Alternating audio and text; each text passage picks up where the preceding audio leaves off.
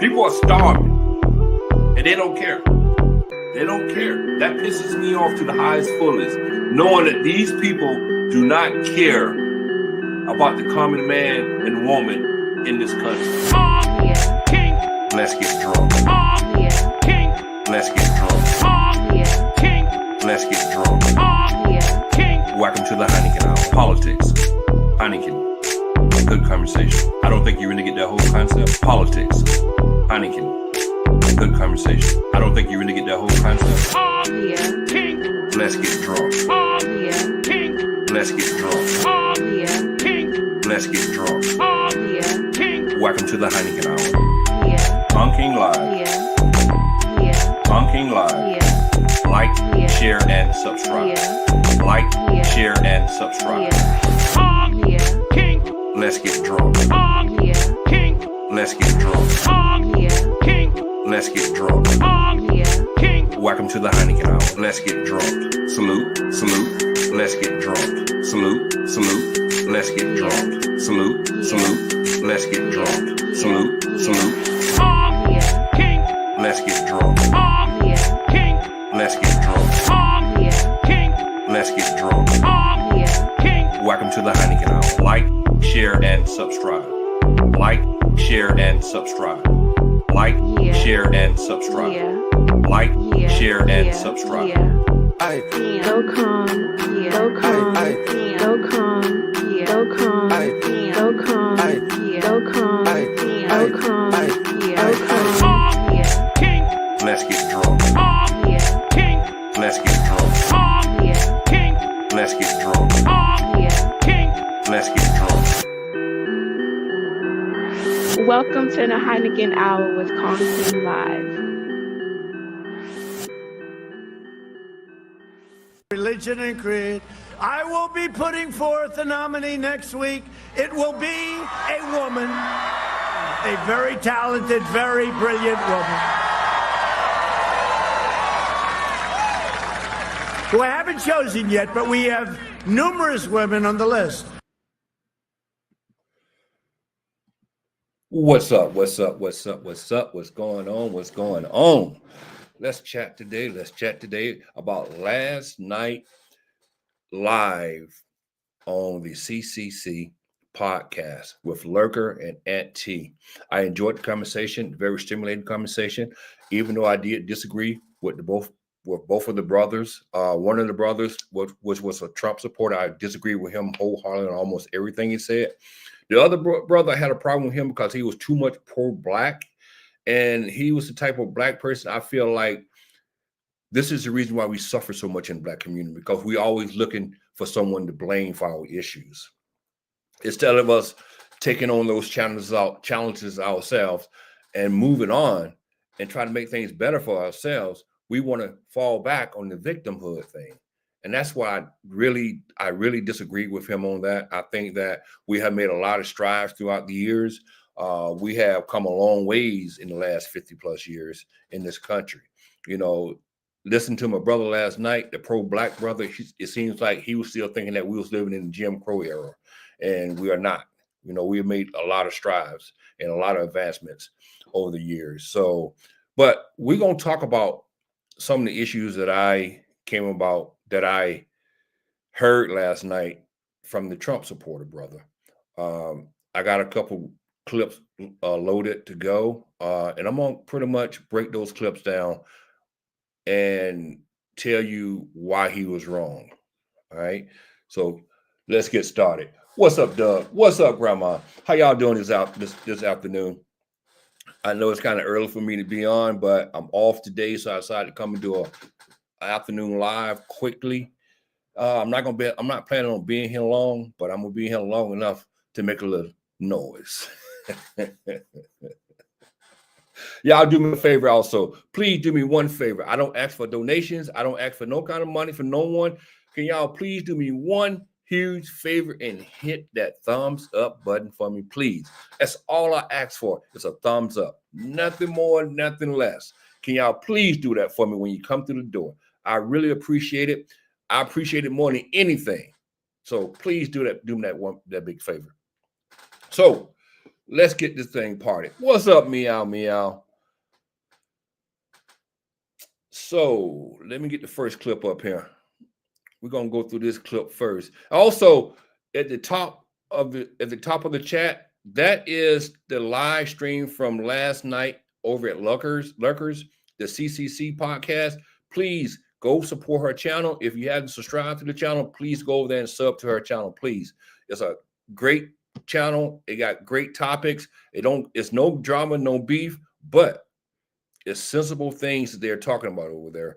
Something that we all should be involved in. So please go over there and support her channel. Like I said, the link to the video from the live stream from last night is at the top. And also, the clips that I'm going to be playing came from last night live stream also. So go over there and support the sisters, because two of them, Godmother and Lurker. It's their podcast. So go over there and support them, please. If you haven't subbed, go sub. Like I said, the link at the top is a link to the video from last night. So if you click on that link, you'll click on her channel and you can sub at the same time. What's up, Kanyan?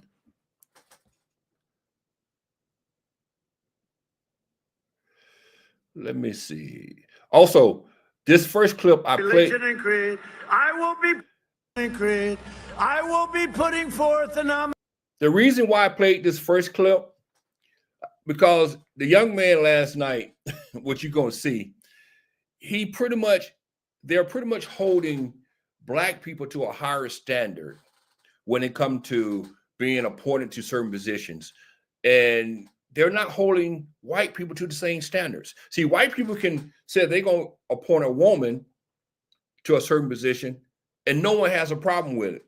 But when you say you're going to appoint a black woman to a position, everybody got a problem with it.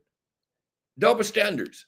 And this young man last night, he showed those double standards because, like I say, he's a Trump supporter. And he want to call out the Democrats for saying they're going to support a black woman here or a black woman there or a black male there. He's saying that, dumbing them down, and it's not. But when Trump does it, there's nothing to be said. Or if a Republican does it, there's nothing to be said. Like Clarence Thomas. He was picked because he was black. But do you hear Trump supporters, black Trump supporter calling that out? No. They rather call out a Democrat for doing the same thing, which is kind of crazy. So, but that's the reason why I played that first clip. I opened up with this first clip because of what you're going to see. Let me see. Let me get rid of this.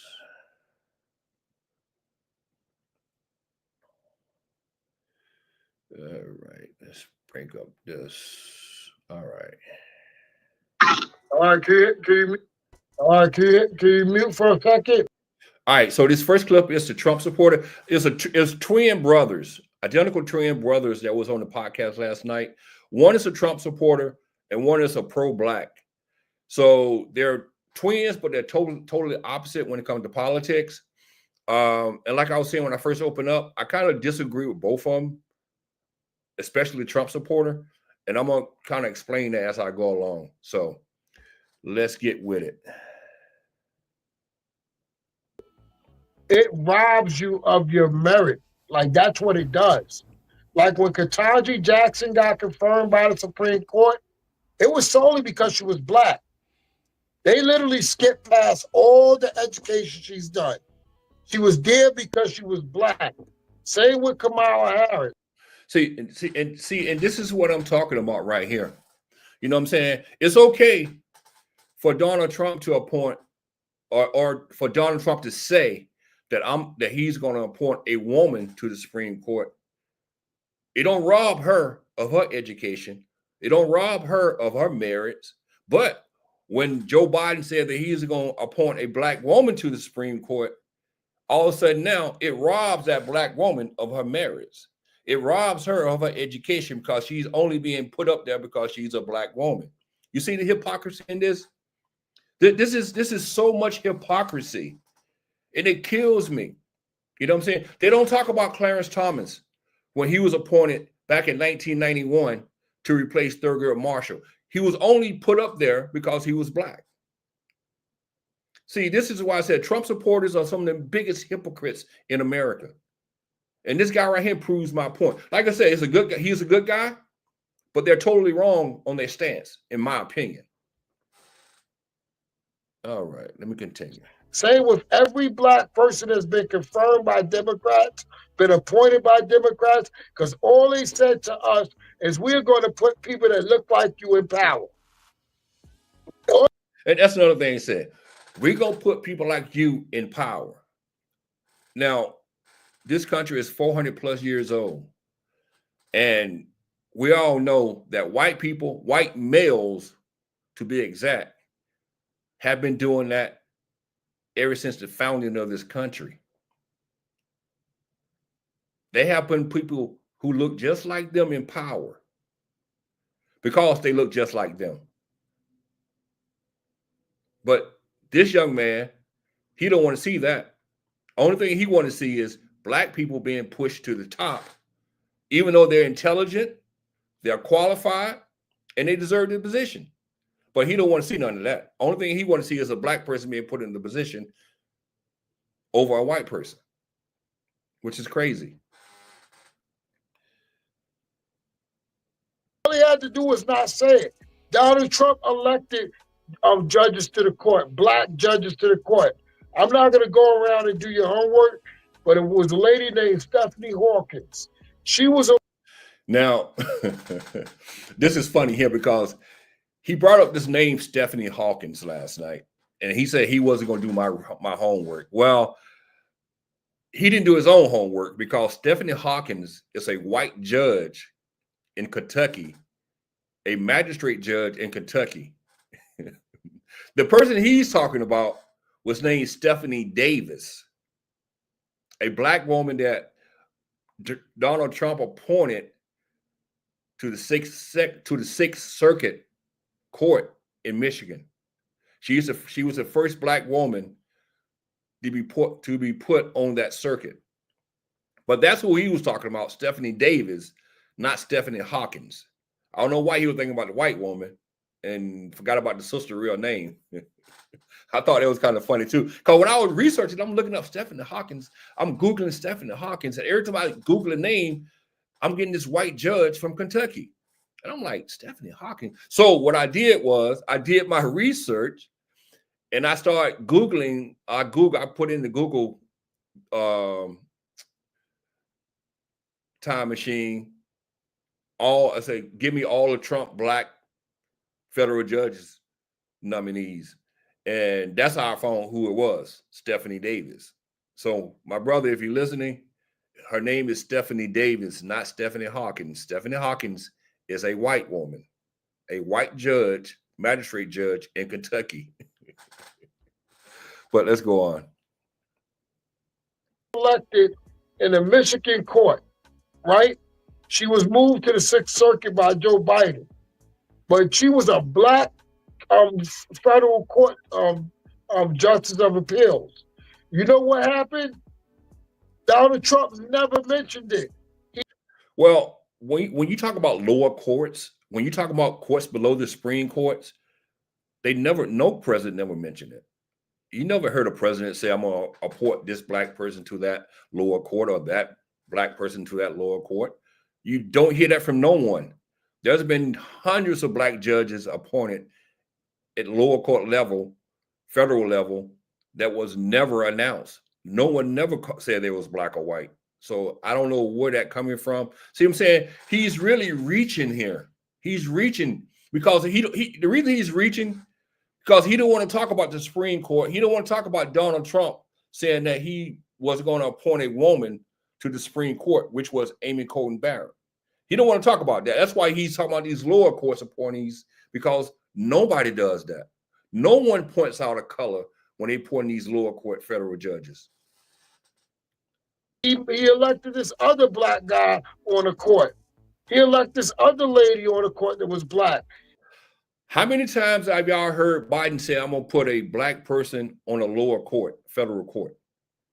I don't recall Biden ever saying that about putting a black person on lower courts. I think they just nominate them without announcing it and they move on. It was because I looked up a lot of people say, oh, he didn't have black people in his cabinet. He had a lot of black people in his cabinet Y'all just didn't know because simple fact is he wasn't running around. I'm going to elect a black.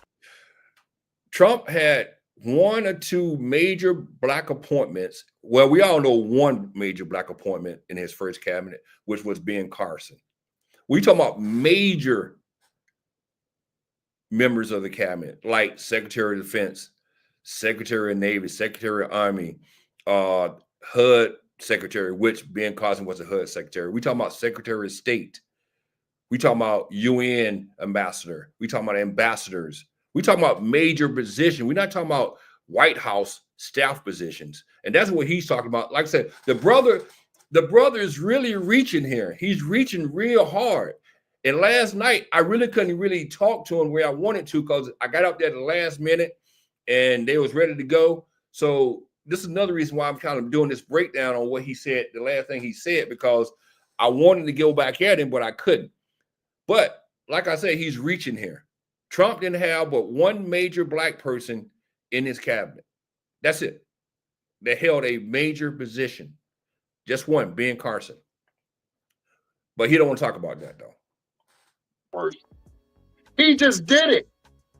We need to start putting people in power just by doing it instead of sitting up there saying, I'm going to do it, because what it's going to do is going to make that person look like they have no qualifications and they were just elected solely on. Well, the thing about that is, why would they look at him like he have no, he or she have no qualifications when basically you can go back and research all the qualifications they have. We all know Kamala Harris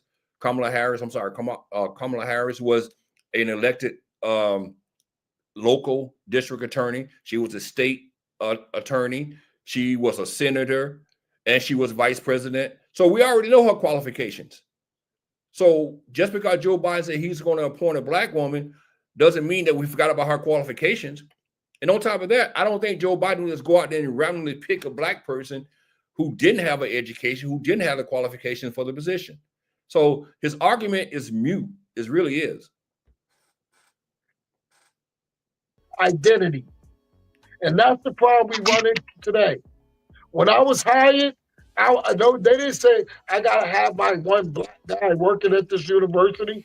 I was hired solely on merit and character and qualifications. We have got to stop saying I'm going to put a black person in this position, because now you just robbed the black person of all their qualifications. How do you rob someone of their qualifications just because someone says that I'm going to nominate the most qualified person and that person might be black for the position? Joe Biden didn't go out there to get some random person and say, just because you black, I'm going to put you in the position. No, he went out and got a qualified woman for the position. So how's that robbing her of her experience and her knowledge? It's not robbing her of anything. No, that's the way you're looking at it. You're looking at it from that point of view because you don't want to see the reality of it. It was time for someone to put a black woman in certain positions, just like Trump felt like it was time to put another white woman on the Supreme Court, in which he stated that. But see, they don't want to talk about that. We don't do that with Hispanics. We don't do that with these agents because they all considered white. But we do it with white people, though. We do it with white people on a consistent basis. Remember, the guy you following, Trump himself, picked them with loyal followers for his cabinet just now. Fox News host, a anti-vaxxer, a Russian sympathizer, a pedophile, child predator. All these people are loyal to Trump. That's why he picked them. He didn't pick them because they was qualified. See, this is another thing too. We were sitting here talking about DEI. We're talking about people being robbed of their merits, or their experience, or their knowledge. Well, Trump is picking people who not even experienced enough to be in those positions. So why are we holding people like Kamala Harris to a higher standard than we holding someone like Matt Gaetz? It doesn't make sense. It doesn't make sense at all. And this is why I have issues with black Trump supporters, because they have to forget about their own color in order to be a part of that mega movement. White people can do anything they want to do. They can appoint anybody they want to put. They can go out there. Donald Trump can go out there and fill his White House with his kids. No one says anything. Nepotism. It's okay. It's okay. No one says anything. He can go out there and pick the dumbest person to be in his cabinet. It's okay because he's white. It's acceptable. But when you go out there and get a qualified black woman like Ketanji Brown Jackson and put on the Supreme Court, oh, she's just a DE hire. We just gonna forget about all her experience. Or we go out there and pick Kamala Harris. Oh, we just forget about everything that she had done before she was picked. That's what black Trump supporters do. They feed into that narrative, like Charlie Kirk said. If he see a black pilot, he get nervous. Why he get nervous? What are you saying? That black pilot is not qualified to fly that plane just because he's black? How about that white pilot who gets on the plane and try to fly the plane while he's drunk? That don't scare you though. See, I'm sick and tired of these black Trump supporters trying to dumb down things just to be accepted in the mega coat. It's crazy.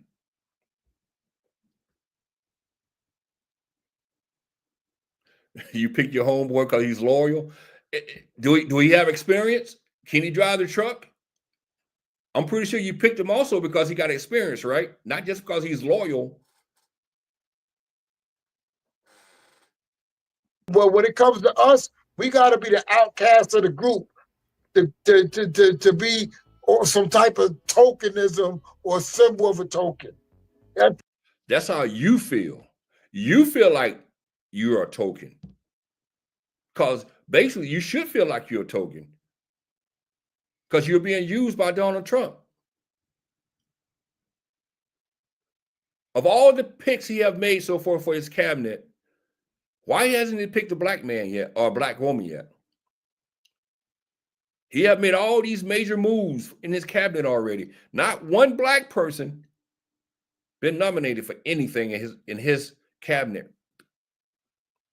You don't think that's kind of strange when he had Tim Scott out here saying, "I love you, Donald Trump"? He had Byron Donalds on every news show for the last year, praising him, lying for him. And you don't see a problem? He picked, matter of fact, he picked two former Democrats before he picked the two brothers. Isn't that a bitch?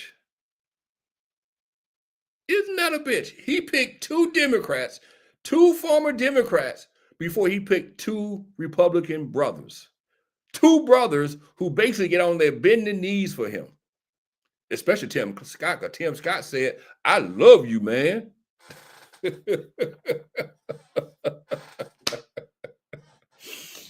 Oh my God. And you're sitting here trying to criticize Democrats for putting black people in powerful positions. What kind of shit is that? And what you should be doing is trying to get your boy Donald Trump to put some black people in powerful positions. That's what you should be doing. Instead of putting non-qualified white people in position like Pete Hegseth from Fox News, a Fox News host, or maybe Matt Gaetz, a pedophile, or maybe RFK, a anti-vaxxer, or Tolbert Gabby Tolbert, can't say her name. Gabby Tolbert, a Russian operative. All these people are not qualified for the positions. But you talking about Democrats. You worried about Democrats putting someone like a 4-star general to run Secretary of Defense, or Kamala Harris, who he took as his vice president. Vice president. You worried about those picks, but you're not worried about a Fox News host, a pedophile, an anti-vaxxer, a Russian asset. You're not worried about those people, though. You worry about Kamala Harris. Are you serious? Or Ketanji Brown Jackson, another well-qualified judge. That's what you worried about as a black man? Why Trump is running amok right now, selecting his clown show of a cabinet? Come on, brother. Come on, man. Come on. Let's be real. All right, can you mute for a second? It robs. So, and last night when I was up there, they give long, drawn out answers. So they take up at least a couple minutes just responding to the questions. So that's another reason why I kind of ran out of time. But like I said, I enjoyed the conversation. I would love to have another conversation with both of them. But the brothers are lost, especially the Trump supporter, totally lost. I have another clip also. Let me get the other clip. Now, the other clip is kind of funny too. And I couldn't find, because it was like over a 2-hour long live, and I couldn't find what I was looking for to rebut this. Yeah, I enjoyed it too, Me Mug. I really did. I enjoyed it last night. But the young man said something that kind of got me to thinking. And I couldn't understand why he felt the way he felt. And I'm going to play it. And this is what I'm talking about right here. Sometimes we lived in a shelter, then we lived in apartments. He said they lived in a shelter at one point in time. And I wanted him to ask him about it because if I couldn't find I couldn't find exactly what he said on the panel, but he said something, and I'm paraphrasing, to the fact that he didn't feel sorry for the homeless. And I'm thinking to myself, I'm like, I know I heard him say that his family was homeless at one point in time. And I really wanted to ask him, why you feel the way you feel about the homeless, knowing that you was at one point homeless yourself. I couldn't, and this is the thing that really got me to think about these people, because it's like, this doesn't make sense. Are you saying that it was your mother's fault why you was homeless? Because that's the only thing I can come to the conclusion of, because you're saying that you have no sympathy for homeless people. I was shocked, because I know I had heard it earlier when he was giving his little background. And then when he said it, I'm like, that doesn't make sense to me. You was once homeless yourself, but you have no compassion, no sympathy for homeless people now. That just blew my mind. That really blew my mind. That just took me back. This is what's wrong with the world today. We go through things, and then when somebody else go through the exact same thing, we have no empathy, no sympathy for those people. And it's like, why? You wasn't born with a silver spoon in your mouth either. Your family struggled. You struggled. So why not have compassion for other people who are struggling? I got another clip, which I didn't download, but it was Martin Luther King And he bakes, I'm not gonna quote. Matter of fact, I can play it. It's about pulling yourself up by your bootstraps. And he said something that made a lot of sense. I'm gonna play it off my phone. Where is it?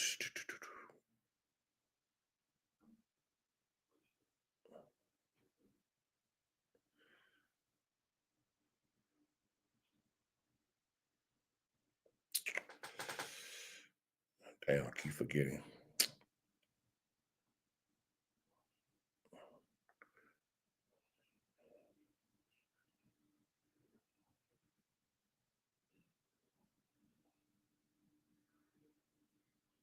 Black. Doors were closed to him that were not closed to other groups. And I'm to say to people that you ought to lift yourself by your own bootstraps.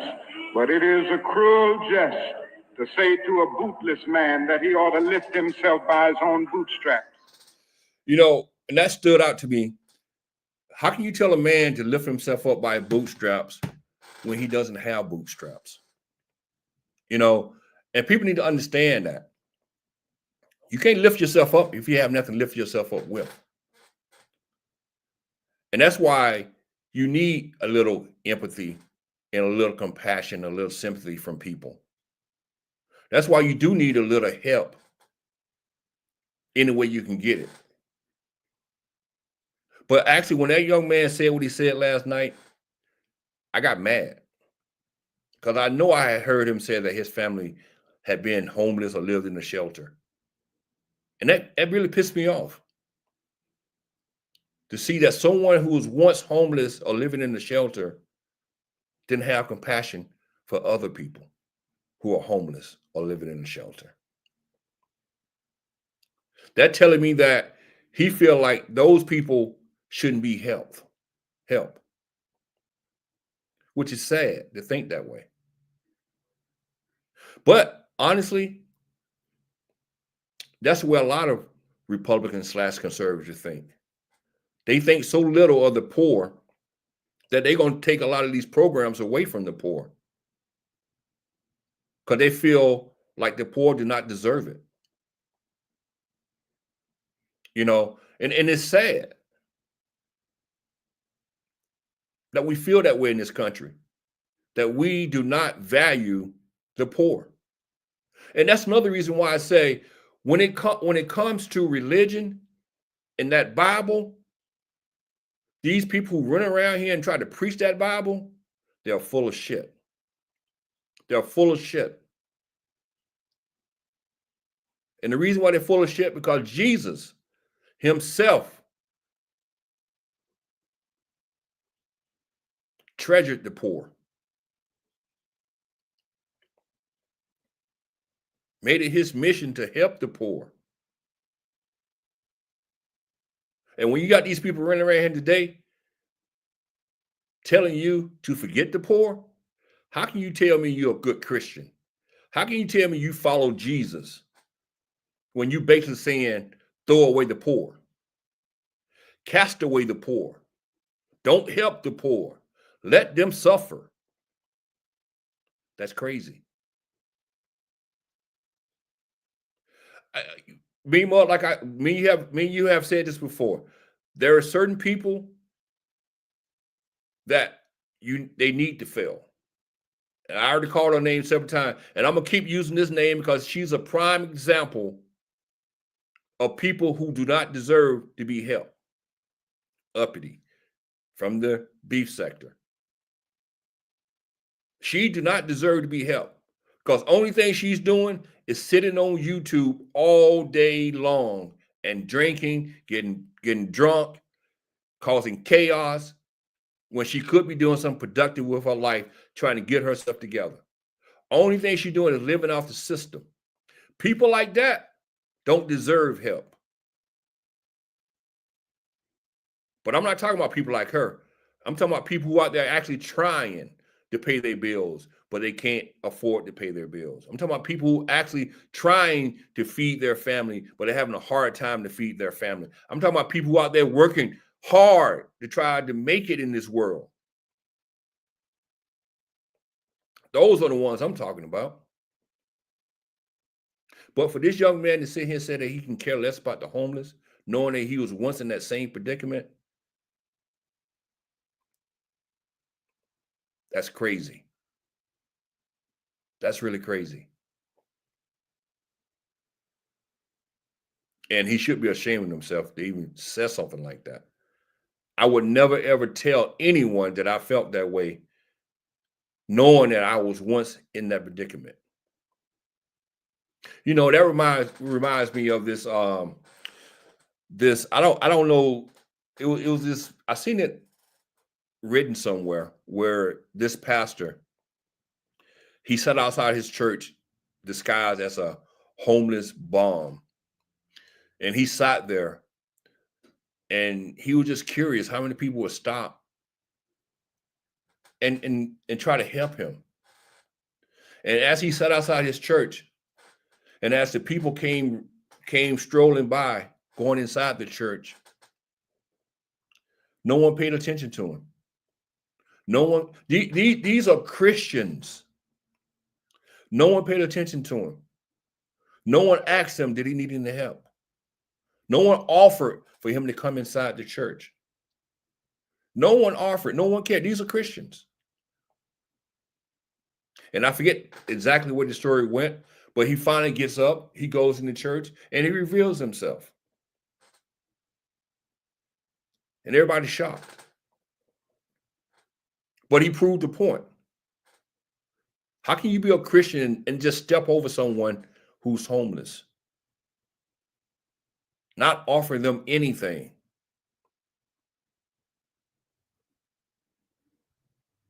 This is why the church is dying in America today. It's dying because people sees this. They see what goes on inside the church. They see all these mega churches springing up. All this money is being given to these mega pastors. They riding around here in brand new luxury cars. They got jets. They got $1 million homes. And you got people right outside their church, hungry, homeless, suffering, while they live in the life of a millionaire. And one thing I remember what it says in the Bible when Jesus was telling his disciples to go out amongst the people and spread the word of the gospel. He said, only take what you need. Take the minimal, take nourishment, clothes. Take the minimal. And I remember growing up, and my grandmother used to invite the pastor over to the house for Sunday dinner. You know, the pastor used to go to different sisters' houses on Sundays for a meal. You know, they paid him a small salary, and then they took care of him. They took care of his meals, his family. His family comes, they feed his entire family, his wife, his kids. They all come to Sunday dinner. This is something that we don't do anymore in the Black community. I'm not sure about the white community. I know back in the day when I was growing up, almost every small church did this. They invited the pastor over to Sunday dinner, him and his family. They fed him nourishment. They gave him a small salary. But in today's society, it's totally different. We don't have small churches like that anymore. We just have these mega churches, $1 million pastors, celebrity pastors. You know, we even got prosperity pastors now. They don't even really preach the Bible anymore. They just talk about how you can make money. Give. That's why this country is really going down slowly. Because we don't have that old time gospel anymore. We don't have that old time religion anymore. We're moving farther and farther away from the word of God, a word of Jesus in the New Testament. We're moving farther and farther. And actually, me, Mug, that's the best thing to do now. Donate to a charity, not the church. Because when you donate to the church, only thing you're doing is paying for that Rolls Royce or that private jet or that $1 million home. You know, when they start putting ATM machines inside of a church, you know things was fucked up. You know things was really fucked up when they start putting ATM machines inside the church. That's crazy. That is really crazy. And I'm not a church-going person.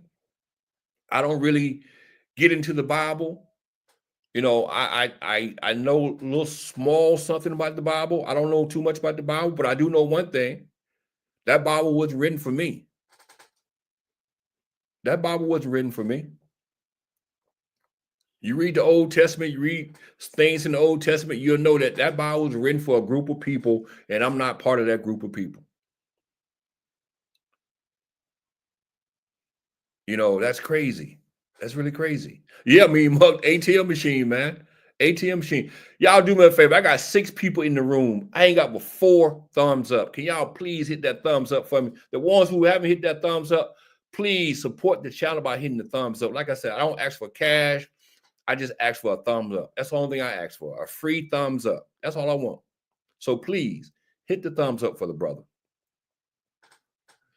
But yeah, it's crazy. It's really crazy.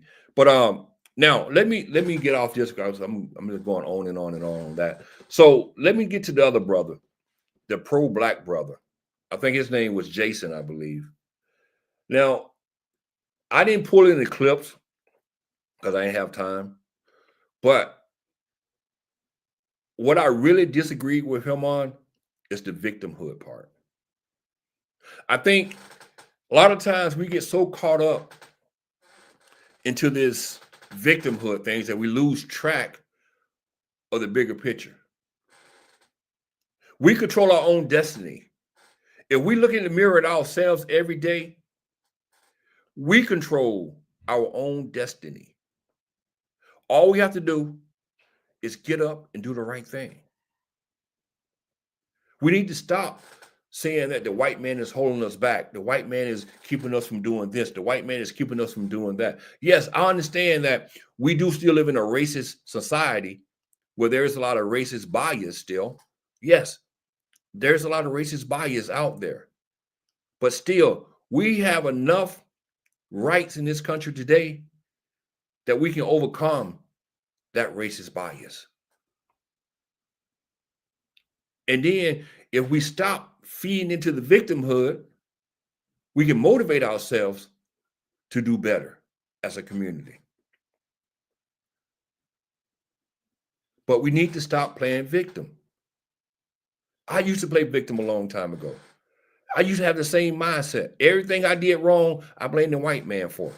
The white man did this to me. The white man did that to me. The white man did it. The white man got me locked up. But once I started looking at things from a bigger point of view, it wasn't the white man. It was me. It was me. And then I started looking at other black people who's being successful out there. How did they make it and I didn't? Why didn't the white man hold them back, but he held me back? That's the way I started looking at things. Then I started realizing it ain't the white man. It's me. If that brother can build his business, or that brother can go into a corporate office and be successful, why can't I do it? We know we have so many successful black people in this country today. And I'm not talking about, and I'm not talking about baseball players, basketball players, and football players. I'm talking about as in corporate America. There are so many successful black people in this country today. When we talk about Kamala Harris, she's very successful. She don't play no sports. When you talk about Barack Obama, who was the president of this country, he don't play in the sports. When you talk about the Secretary of Defense, who did 30 plus years in the military, he don't play in his sports. When you talk about Condoleezza Rice, who was Secretary of State, she don't play in his sports. When you talk about Robert Smith, a black billionaire who made his money in the tech market, he don't play in his sports. Even Michael Jordan. Michael Jordan had made so much money outside of sports.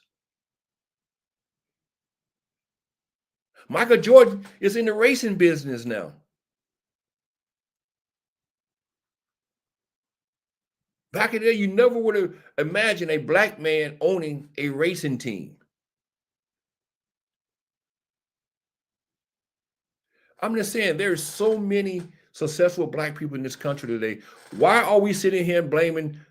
See, and the sad thing about it is, the ones that blaming white people the most are the ones at the bottom, the lower middle class and the poor. Those are the ones who are blaming white people the most. You know why they blame white people the most? Because they have to have someone to blame for their failure, for where they are today. Instead of them making their minds up and saying, look, today I'm going to go out there and be a better person than I was yesterday. I'm going to do what's right for me and my family. I'm going to go out there and be successful. Nothing is going to let me down. But they don't do that. They fall back and blame it on the white man. That is my biggest issue with the brother, the pro-black brother last night. Then he said that we haven't made any major accomplishments throughout the years. And I'm like, hold on. We're not living in Jim Crow. We're not living in slavery. What are you talking about?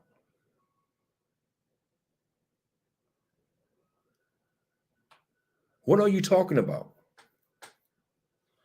You know, a lot of people say, oh, the 1964 crime bill really haven't done anything for us. What you mean? I don't understand that. I'm not living the way my grandmother lived. I'm not living the way my great-grandmother lived. I'm not living the way my mother lived when she was born into this world.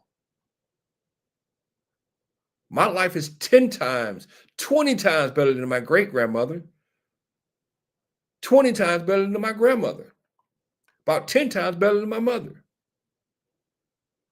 So what do you mean we haven't had any accomplishments? We haven't moved. You know, y'all have to understand, it's a mindset. And this is why I hate people like Umar Johnson, Tariq Nasheed, Tommy Soleimani. Well, Tommy, this is why I hate people like that. Because they keep black people thinking that they're victims. That's all they do. They keep black people thinking that they're victims. And it's crazy. We are not victims. We are not victims. It's like an alcoholic. If an alcoholic keep telling him every day that I wake up, I got to have a drink, I got to have a drink, I got to have a drink, they're going to keep drinking. But if they wake up one day and say, look, I'm going to try not to drink today. Then they go 1 hour without drinking. Then they say, well, I'm not going to drink again today. They go 2 hours without drinking. And they keep that same mindset throughout the entire day. They make it through the day. All of a sudden now, they made it through the entire day without drinking. Because they didn't wake up and say, I can't stop drinking. I need a drink. It's the mindset. You have to have a positive mindset in order to change your mind. And that's the whole thing. We need to stop with the negative attitudes. We need to stop blaming white people. Yes, there are some things that still need to be changed in society when it comes to race. But I'm telling you right now, if I had to put a percentage on it, 75% of black failure is because of us. It's because of us. Maybe the other 25% have to do with race or systemic racism, but 75% have to do with us.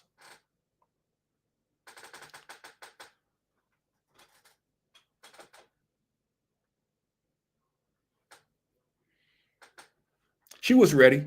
Me and Mug, she was ready. She was ready. That's something I'm sick and tired of hearing too. She wasn't ready. She wasn't ready. What is ready? She was ready.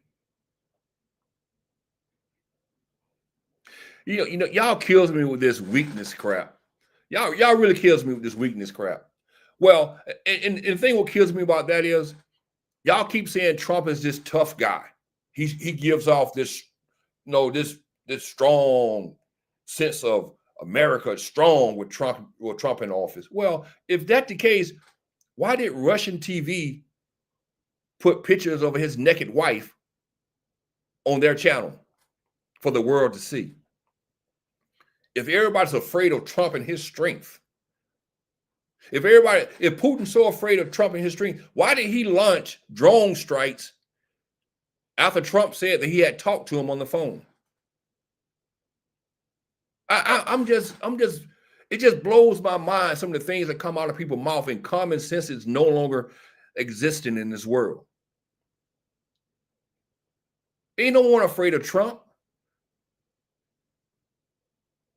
Putin still doing what Putin doing. He know Trump won the election. You think he stopped doing what he was doing? No, he still, matter of fact, he have upped the ante on Ukraine since Trump won elections. You got North Korea sending Russia now, fighting the war with Russia. Y'all keep saying Trump is this strong guy. You know, he make America look strong. Trump is the same person who wanted to invite the Taliban to Camp David. The same person who wanted to bring terrorists on U.S. soil to Camp David for a sit down. He's the same person who released 5,000 terrorists into Afghanistan before he left office. But he's tough. He's tough. Trump is nothing but a con man. That's why he's sitting here with his cabinet picks, a Fox News host, a child pedophile, an anti-vaxxer. And y'all say this man make great decisions. Are y'all crazy? Are y'all really crazy?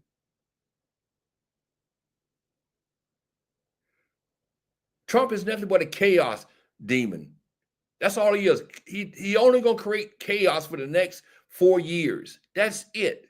Nothing but chaos. And he's already starting the chaos with his cabinet picks. He got Republicans scratching their head like Matt Gaetz. Matt Gaetz. Matt Gaetz. These are Republicans who got questions. We're not talking about Democrats. We're talking about Republicans scratching their head like, what the hell is going on here? Matt Gaetz? Matt Gaetz? Anti-vaxxer? RFK Jr.? RFK Jr.? What? What is he doing? And y'all talking about this man is capable of running America, running this country with the picks he's making. What you mean, man? I'm melting down. I'm not melting down, brother. I'm speaking facts here. I'm not overthinking. What I'm overthinking? I'm overthinking a child pedophile. I'm overthinking an anti-vaxxer. I'm overthinking a Fox News host. There's nothing to overthink. What am I overthinking? These people are not qualified for these positions. I guarantee if it was a black person, though, they'd be saying DEI, DEI, DEI, oh, DEI.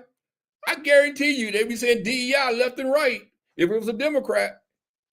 But all of a sudden now, no one has anything to say about a Fox News host who led a platoon in the military, in the National Guards.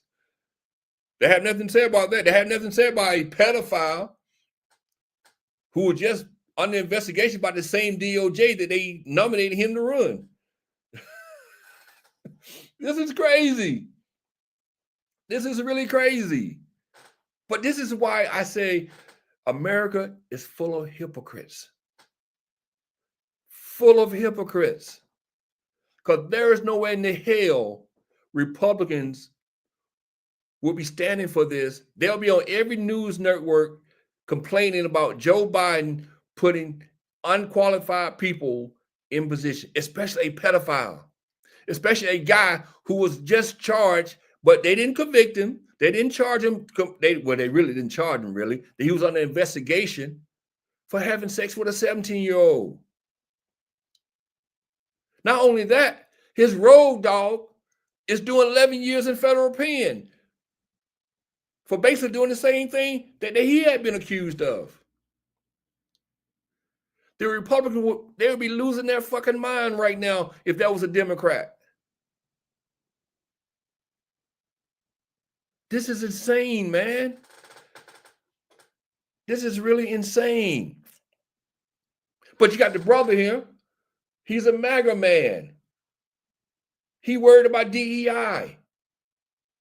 But he's not worried about what's going on now because it doesn't matter now. It doesn't matter.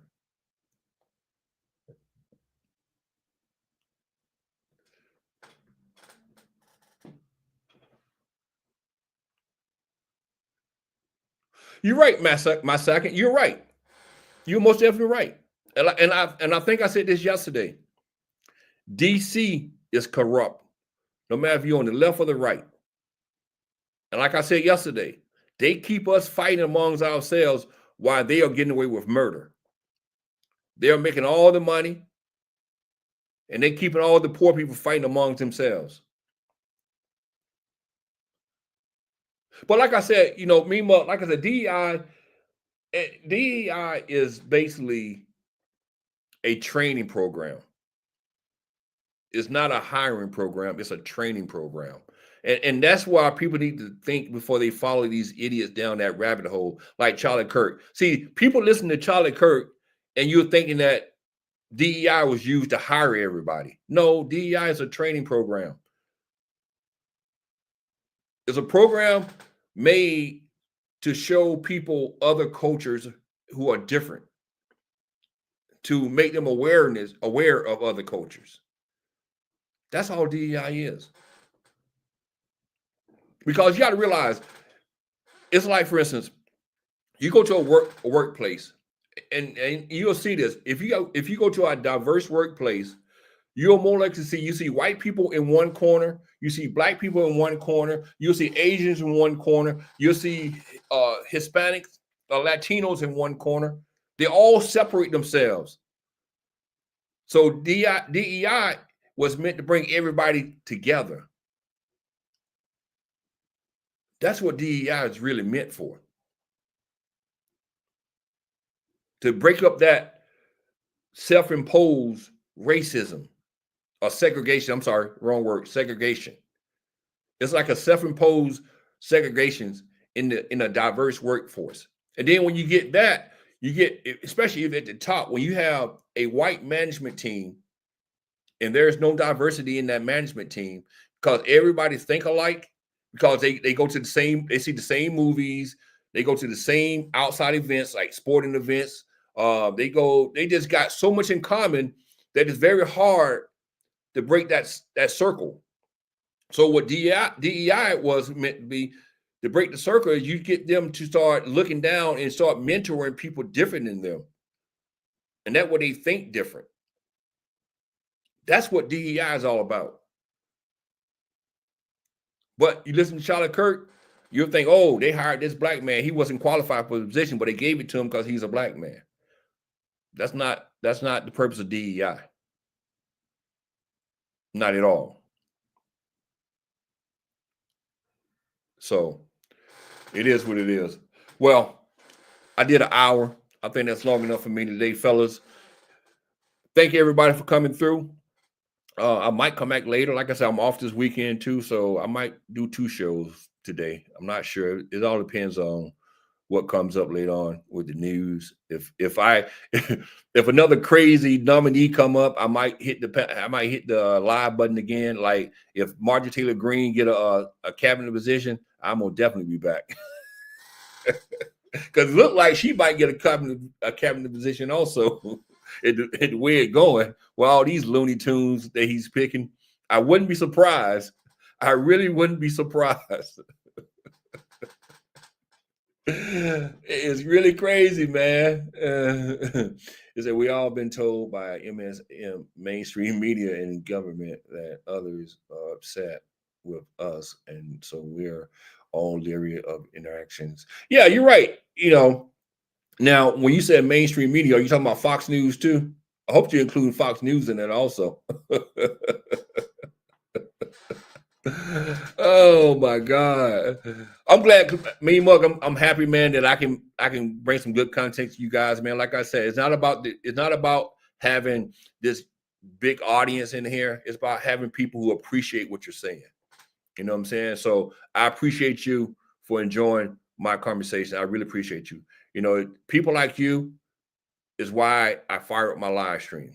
It's not about a big crowd. It's about the 1 or 2 people who comes and watch and actually enjoy the content. That's what it's all about. And I think a lot of people tend to get lost in that. They look at the numbers. Oh man, ain't no numbers over there, so I'm not going over there, or I'm not firing up my laptop today because no one's going to come into my room. No, it's about enjoying the people who do come. Like Doug, you, even my second, Dole. I think I seen Dole 1 or twice. Griff come through. Kanyon come through. A couple more people come through now and then. So it's like, that's why I come, for the people who appreciate, me coming on and, talking my shit.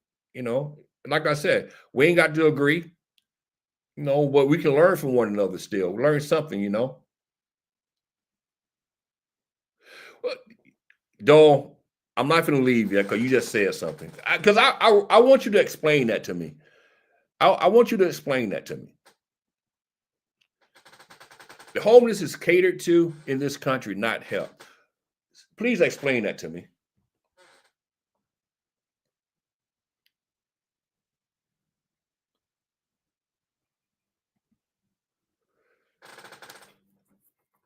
See, Dog, he's gonna keep me, or he or she, I'm not sure who it is, but they gonna keep me here a little longer now because I want him to explain that to me. What do you mean by catered to? Because I don't think they do enough for the homeless. I really don't. Because I see some of these shelters. In Brockton right now, which I live like 15 minutes from Brockton, and Brockton, matter of fact, Boston too. They're doing away with all these encampments, these homeless encampments. But at the same time, though, they're not trying to get these people into housing. They just want to tear down these encampments.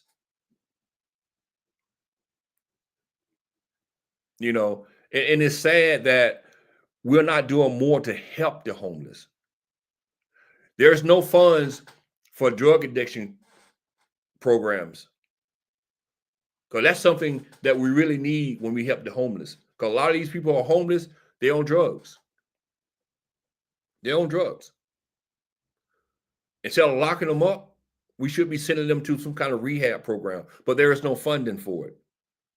We got funding for everything else, but we don't have no funding for the homeless drug addicts. Like I told you, I watched this show on YouTube, this channel on YouTube, and this guy, everybody he deal with on that channel pretty much is homeless. And they're all drug addicts. They're all drug addicts. And I don't see no one running to their rescue. And I'm pretty sure this guy channel, he gets pretty good views. He get at least sometimes he get 20,000 views, but majority of his stuff get 15 to 20,000 views. The majority of it. But you don't see nobody running to help them. You don't see no social service out there. You don't see no one in that local government trying to help those people in any kind of way. You know, there will be too much money dished out, though. Government can't afford that. Well, you know, if they can subsidize big oil, knowing that big oil is making billions of dollars in profits, why can't they take that money and put it towards the homeless? Mental illness is also a big homeless issue. That's true too, my second. Yeah, mental illness is another issue. But like I said, what they do with the mental illness people, they lock them up. They lock them up. There's no programs to help them.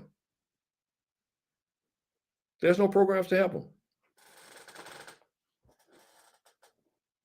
Yeah, Doug, you run across a few like that also who don't want housing, who rather live on the street. I get it, but the majority of people, a lot of those people do want help.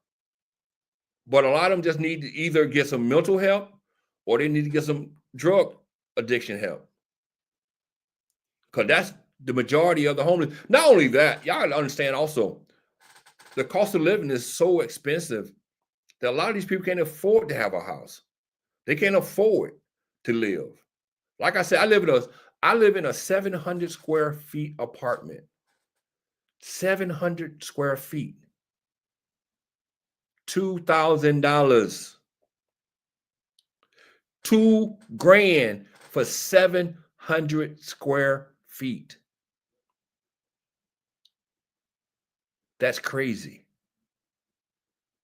And that's another issue with housing. It costs an arm and a leg to live. I was talking to my mother. I was talking to my mother the other day.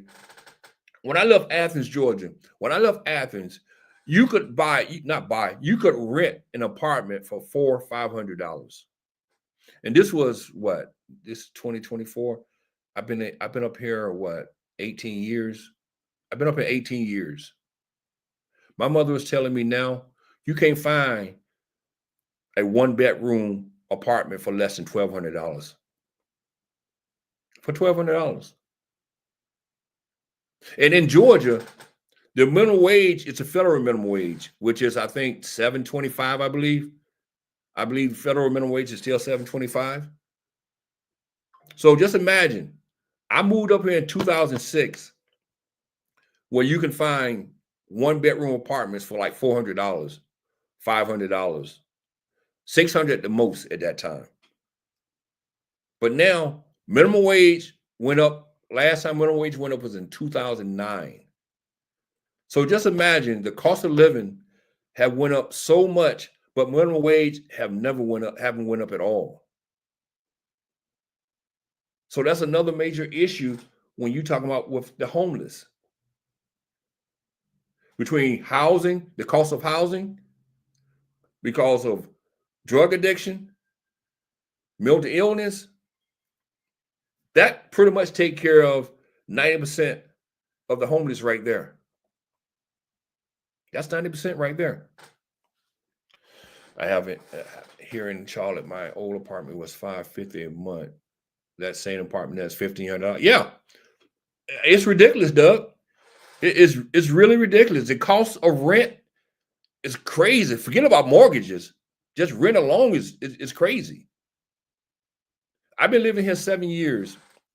When I first moved into this apartment back in 2017, I was paying, it was 16 something. It was 16 something. It was 16 something when I first moved here in 2017. I've been here 7 years. And the rent. Now, just keep in mind also, the rent didn't go up the COVID year. It didn't go up the COVID year. But they have went up every year except for the COVID year since I've been living here. It's crazy. And like I said, and anybody who lives in New York, LA, Boston area, it's crazy, man. It's ridiculous. Boston, see, I live 15 minutes outside of Boston, and I'm paying $2,000 for a 1-bedroom apartment. Living inside of Boston, you talking about a studio costing you $2,000. a studio. Yeah, it's mixed. Yeah, I got it's a very diverse neighborhood, very diverse. When I first moved over here, though, it wasn't as much diversity as it is now. What's up, Super? But yeah, it's crazy, man. You know, New Bedford, and Fall River used to be the cheapest spots on the South Coast in Mass. You can go to New Bedford. When I first moved here, you can go to New Bedford, get an apartment dirt cheap, $400-$500, $600. Now, those same apartments, you talking about paying $1,200-$1,300 for those same apartments now. The cost of living just outrageous, man. You can't make it. That's why I say I don't look down on no one when it comes to being homeless, because we're all one paycheck away. We're all one paycheck away. And that's another reason why when that young man said that he don't feel for the homeless, like, dude, where you live at? Matter of fact, they're from New York. They grew up in New York City. Yeah, the hood is expensive now. The hood is very expensive now. What's up, Alpha? Hey, Super and Alpha, y'all do me a favor. Make sure y'all hit that thumbs up button for me, fellas. I know y'all just came through the door, so hit that thumbs up. Help the channel out. I really appreciate it. But yeah, it's crazy, man. It's like I don't even want to move inside Boston. I'm gonna stay on the outskirts as long as I can, because Boston is crazy. There you go, Alpha. Some policies. Nah. It had nothing to do with Biden policy. Like I said, my rent been going up since 2016. Biden was in office in 2016. See, I talk about facts. I talk about things that affect my life, things I see on a daily basis. I don't talk about all this nonsense stuff, all this fake stuff. I go off my life experience. My rent been going up ever since 2016. And that's a fact.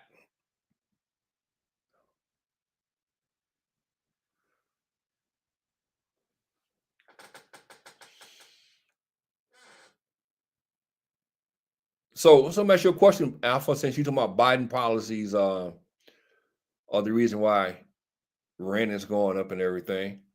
So do you think the rent going down under Trump? Do you really think that the rent gonna go down under Trump?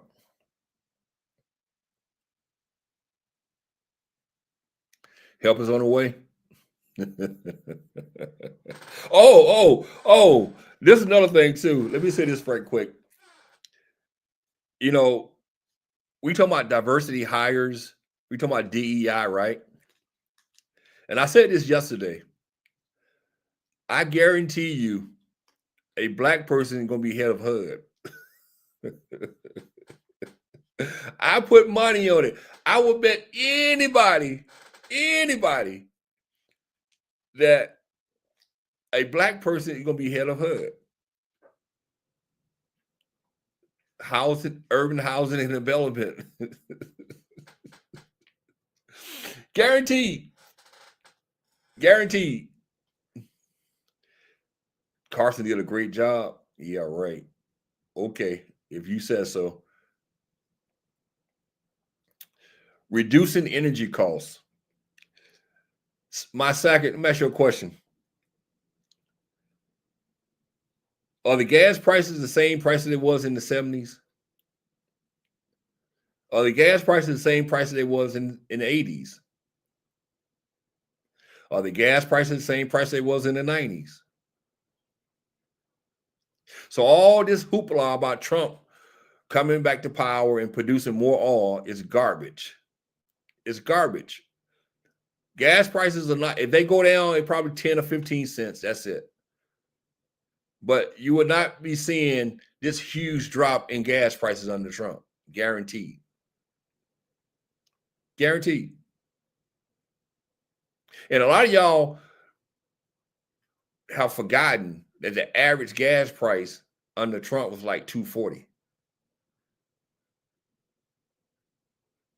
The average. I'm not saying in certain areas. I know in the South, the gas price was below $2 in the South at one point in time. I understand that, but in the Northeast, gas prices never fell below $2 in the Northeast. That's why I say on average, the gas price under Trump was like $2.40. That was in the South. That was in the South. I'm talking about on average. Average.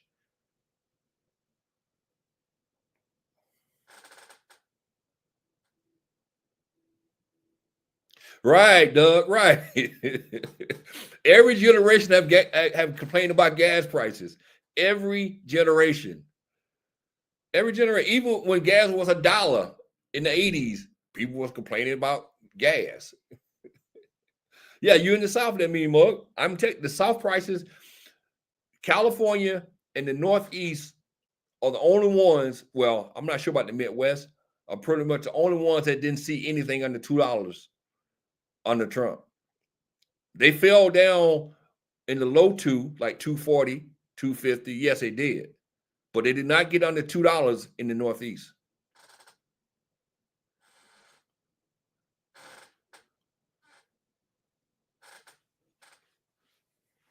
And I guarantee you, in the South, you will not see gas under $2 again. Put money on that. What is the gas prices in the South now? What is the average gas prices in the South? Where you at, Doug? What is the gas prices where you at, Doug?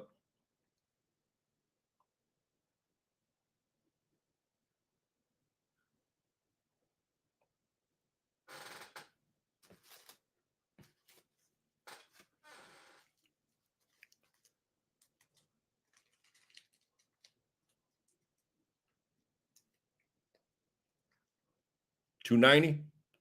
$2.90? Shit, are you serious? Me, Mug? It's $2.93 up here.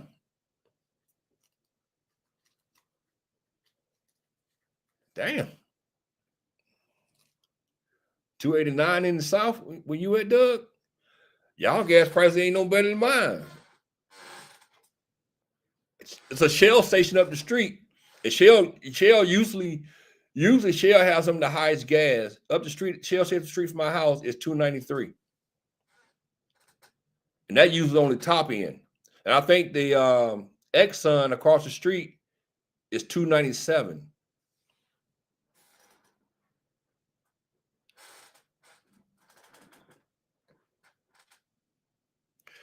Ain't nobody hurting y'all. Inflation is down. That's another thing y'all feel to realize too. These corporations ain't finna drop these prices. If they go down, they're going down probably about 2%. But you talking about a big drop, you're not going to see a big drop in these prices, regardless who's in office. Once prices go up, it's hard for them to come back down. And that's a fact. What's up, Robzilla? That's a fact. That is a fact. Oh, for the one who just come in also, the link up top is a link to Lurker's channel, the CCC podcast. And that link leads you to a video, well, a podcast they did last night, live they did last night.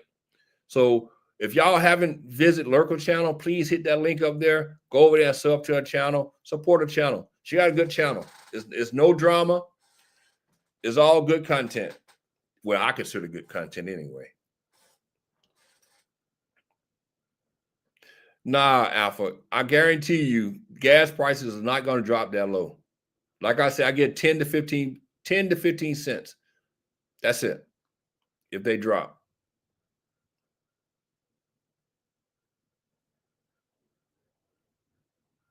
Nah, only thing Trump has to do is maintain the economy. Same thing he did when he took over for Obama, maintain the economy. That's all he got to do. But, if he started enacting all this crazy shit, all these tax cuts, like I said, y'all have to understand, he cannot give all these tax cuts. He cannot do You know, he talking about giving more tax cuts on top of the tax cuts that he already given already. Then he talking about giving no taxes on tips and no taxes on overtime, no taxes on Social Security. You can't survive with all these tax cuts. You can't do it. You cannot do it unless you cut out all these social programs. If you cut these social programs, then you're gonna hurt the poor. Then you're gonna have even more homeless people out there because you really ain't gonna have no money to help the poor.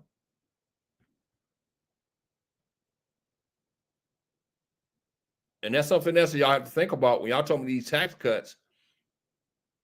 You got to realize taxes is how this country survives. Well, the thing about that, Buckeye, you got to understand something, my brother. That costs money to do that. You talking about spending money. You talking about spending money, and at the same time cutting taxes. They already told y'all, in order to deport all these people out of this country, they're gonna cost billions of dollars. So how you gonna do it? You're gonna be spending money and cutting taxes. You know what's gonna happen, right? Another $8 trillion is gonna be added to the debt, thanks to Trump. You can't, y'all fail to realize y'all cannot be doing all this crazy stuff and cutting taxes at the same time. It's not gonna work.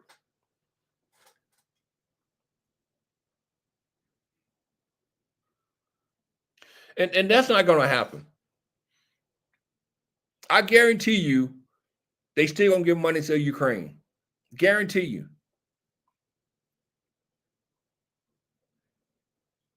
Well, this is my thing, Alpha.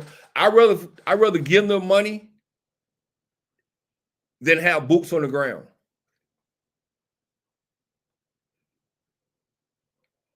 Let them fight their own battle. Just support them. Then on top of that, you feel realize also a lot of this money that they're so-called giving Ukraine, this money is really going into manufacturing weapons in the United States, and they're sending those weapons over to Ukraine. So all that money is not going just to Ukraine. A lot of that money is going to the military industrial complex that are keeping people jobs alive.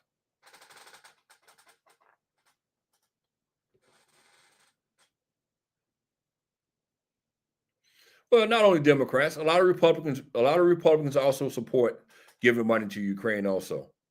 So it's not just Democrats. A lot of Republicans also believe in giving money because they see that as long as they're giving money and supporting Ukraine, they don't have to worry about sending troops over there. And I don't see the big deal either because we waste so much money anyway. We waste so much money on dumb shit, but we complain about giving money to Ukraine though. Come on, man.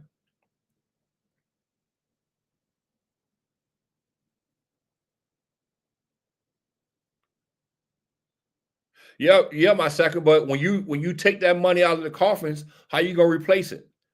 What are you gonna cut? What are you gonna cut?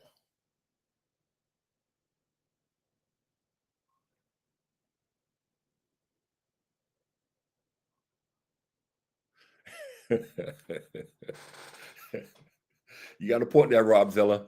You got a good point. Most definitely got a good point. But my thing is, what are y'all gonna cut? With all these tax cuts, what are you gonna cut from the budget? What you gonna cut from the budget?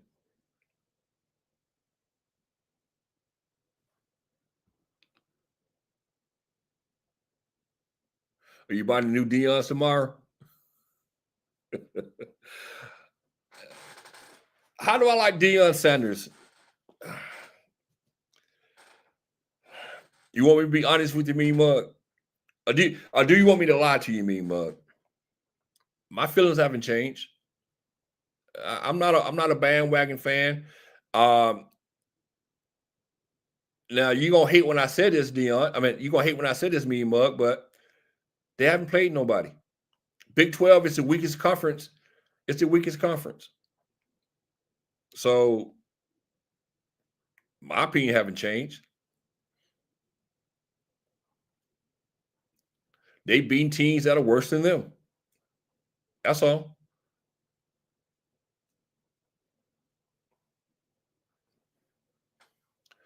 Money to the Ukrainians are getting cut.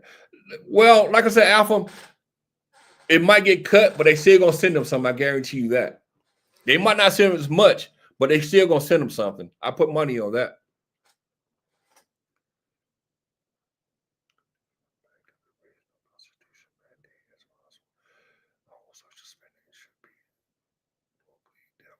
Well, when you talk about locally dealt with, do you realize what a lot of these locally dealt with issues that money come from? It comes from the federal government. How you doing, Hypnotic Touch? You realize that, right? A lot of these states, all right, I'm gonna give y'all a prime example. Do y'all realize that a lot of these southern states get more money from the government than they give to the government? Y'all realize that, right? States like South Carolina, they take in more money from the government than they pay into the government. Do y'all realize that these poor states like West Virginia, they are the ones that are taking all the money from the federal government? Y'all realize that, right? Y'all do realize that, right? These are poor states. Mississippi, the federal government give them more money than they give the federal government. So what y'all gonna do then? Those are red states. Those not Democrat states. Those are red states. And that's why I'm saying, y'all can cut all you want, but when you cut, you need to understand something. These red states, y'all Republican states are going to be the ones that get hurt the most. Because states like New York and California, they actually pay more out than they take in. So basically, the blue states are the ones funding the government. Come on now. Let's get real here. Y'all keep talking about Democrats. But the problem is those poor red states in the South who ain't generating no funds. They ain't giving back. That's another thing too. If the Republican policy is so good, why every red state in the South is almost at the bottom when it comes to the poorest states? West Virginia, Mississippi, Louisiana, Alabama, South Carolina, the poorest states in America. But they're all ran by Republicans. Why isn't those states flourishing when it comes to jobs, education, crime? What's going on? I'm sorry, what's going on? These are Republican-ran states. But see, y'all don't want to talk about that, right, Alpha? You don't want to talk about that, right? You don't want to talk about South Carolina, West Virginia, Mississippi, how bad those states are. I'm just saying. But y'all want to sit here and praise Trump and his policies when you got state ran by Republicans and they all failing. No.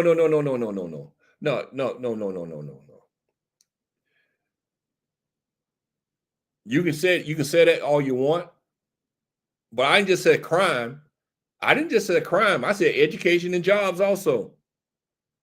So why are you just going to throw crime up there? Why not talk about education? Mississippi, one of the worst states when it comes to education. West Virginia, one of the poorest states when it comes to poverty. Rural Kentucky, rural Mississippi. Poverty, poverty, poverty, poverty, poverty, poverty, poverty, poverty. You have more people on welfare in the South than any other place in this country.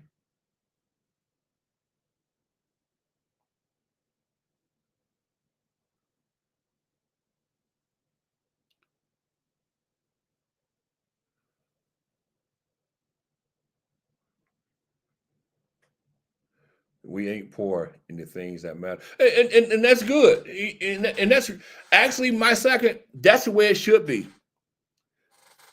Everybody should help everybody. I have no problem with that.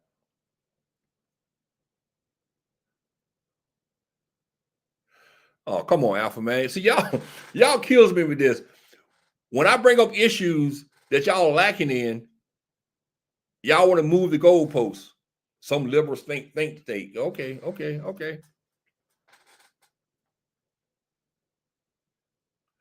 I just told y'all my second. North Carolina, they take in more money from the government than they give the government. Y'all need to do your research.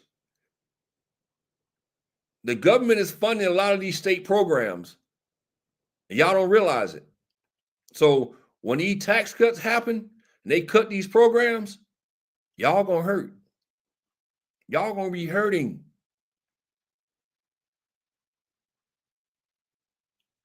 These southern states gonna be the first one to get hurt by these tax cuts. When y'all talking about all that pork, when they cut all that pork out,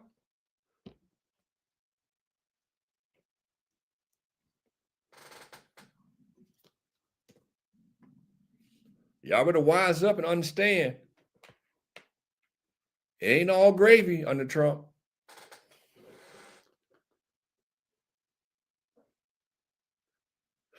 I don't know about that, Masaka. You talking about cutting FEMA? Nah, you can't cut FEMA. Nah. And that'll never happen anyway. That'll never happen.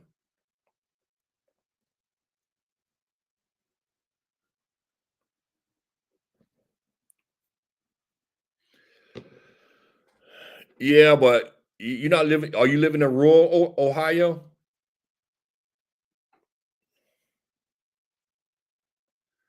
Y'all cutting the Department of Education in Ohio at the state level? That's hard to believe.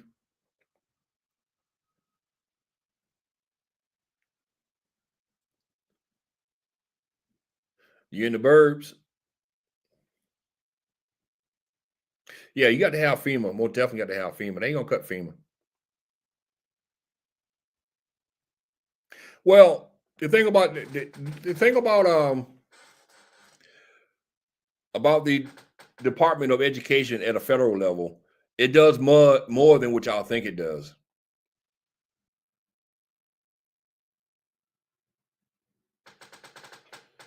And a lot of people think he just dictate to the states what they can teach, what they can't teach, and that's not the case. It does more than just tell the state what they can do, what they can't do. And they be talking about getting rid of the Department of Education for years. And it's still here. So they just talk. I take that with a grain of salt.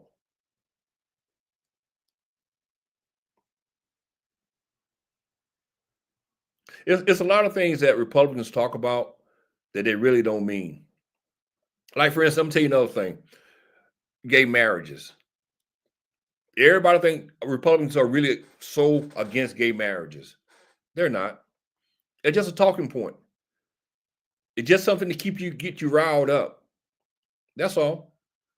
Because they have more Republican gay associates than Democrats do. But in the Republican Party, they just undercover. That's all. Just most of them undercover.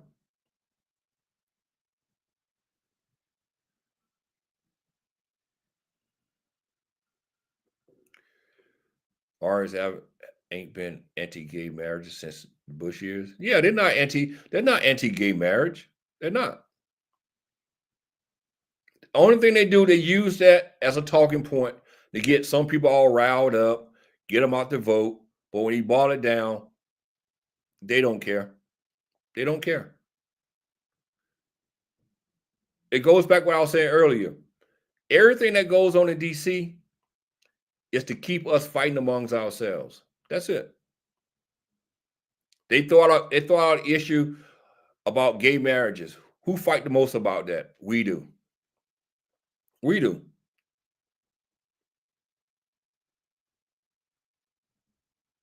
No, they don't use it like they used to use it.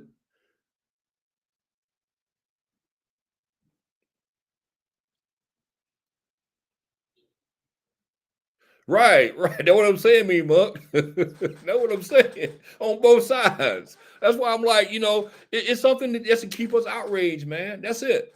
It's all about keeping the people outraged, keeping the people upset and mad at each other. And with me, I don't believe that a biological male should be going in a female's bathroom. I don't believe that. But this is what I'm going to say. Those cases are very small. They're small cases. They're small cases. And that's what anything in this country. You're going to see something in this country that's abnormal that goes on. But is it a major thing? No, it's not major. It's something small. But if you listen to the news, you listen to certain parties, you'll think it's going on everywhere in this country. And I guarantee you, half of y'all have never been affected by none of this shit. None of this shit. I haven't been affected. Honestly, a lot of these social issues, I have never been affected by. I never seen it. I never even heard anybody doing it. So it's like, no big deal to me. It don't affect my life. I don't see it. So why am I get outraged about things that not affecting my life? It's not affecting my life. It's not. And that goes probably about for 96, 97% of this country. A lot of these issues are not affecting your lives, but you're outraged about these things for what? All because a politician told you to be outraged about it. A millionaire politician who has it made is telling you and controlling you by telling you you should be outraged about this issue, that issue, that issue, that issue, that issue. That's the problem. And these people always talking about they free thinkers. Ain't no free thinkers in America anymore. That free thinking shit is out the door. It's out the fucking door. Because everybody's having talking points. Washington, D.C. is nothing but talking points. You listen to one Republican, you listen to one Democrat, you hear the same thing coming from everybody else. Nothing but fucking talking points. There is no free thinkers anymore. It's crazy. I'm going to ask you a question, Alpha Buckeye. Do you approve of females playing in male sports? I guarantee you have more females playing in male sports than you have transgenders playing in female sports. I guarantee you that. I put anything on that. You have more females playing in male sports or playing against males. Put money on it. That's why I don't care. That's the reason I really don't care, because, like I said, if a female can play in a male game like football, why should I give a damn about a transgender playing in a female sport? It's only one. It's only one. So why should I care?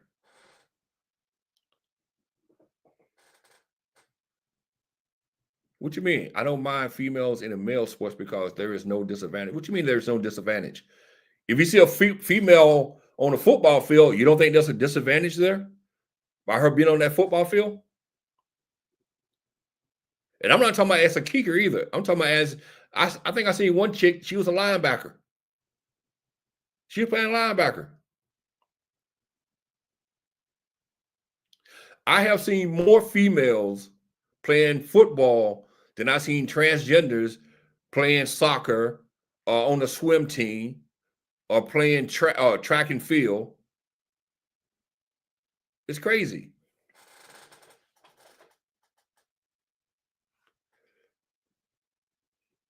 Well, you know, Alpha, honestly,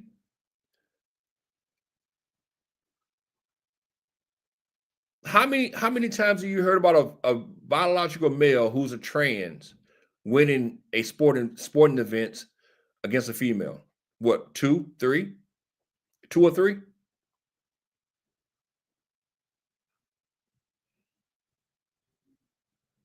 Two or three, right? Have you seen any colleges saying that some biological male beat a female because they're losing more than they're winning? That's my point.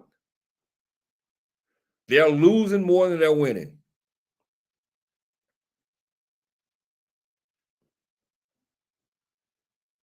But that goes back to what I was saying earlier, though.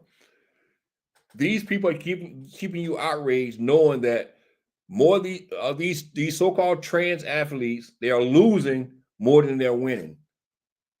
But when one win, they get you outraged. Oh, this person was a trans.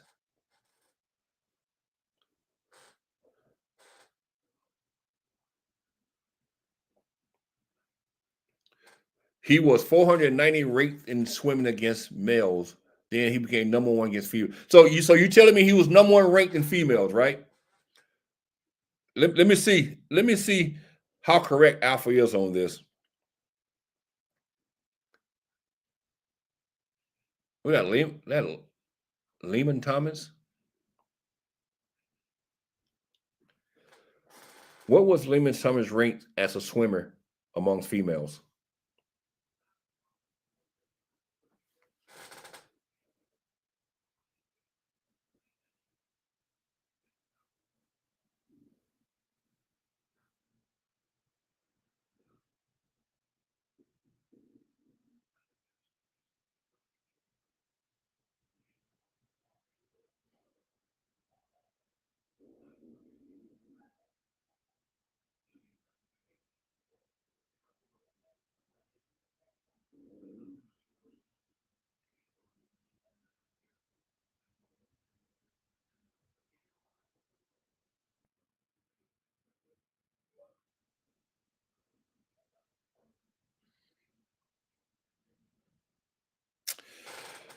So Alpha, hold on.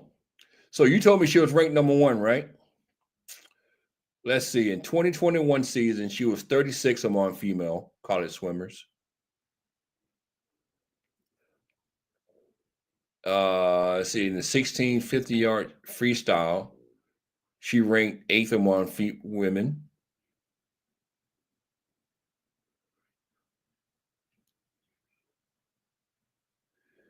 Let's see, 200 freestyle, tied for 5th.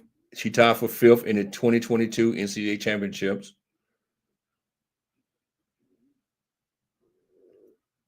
500-yard freestyle. She won that event. She actually won that event.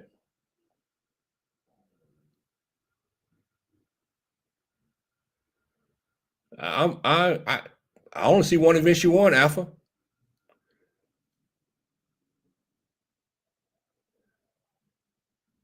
She was 5th in the 200, and she was 1st in the 500, and she was 8th in the 1650. That's only one event she won. Out of 3 events, she won 1, and she didn't even come in the top 3 in the other 2. So what is your point? See, this is my point. See, you're proving my point. We'll get outraged about stupid stuff.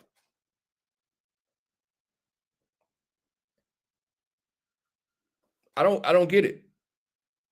If she was so dominant, she's not a she. But my point is, if she's so dominant, why she win all 3? Better yet, if she was so dominant, why didn't she place at least 1st, 2nd, or 3rd in all 3? I'm just saying. So it's obvious she don't have this big advantage if she's not winning everything. See, if you got this big advantage, you should be winning everything. everything. You should be coming in first or second in everything. You shouldn't be coming in 8th place, 5th place. You should be winning everything. This is my point. See, basically, you just proved my point. You just proved my point.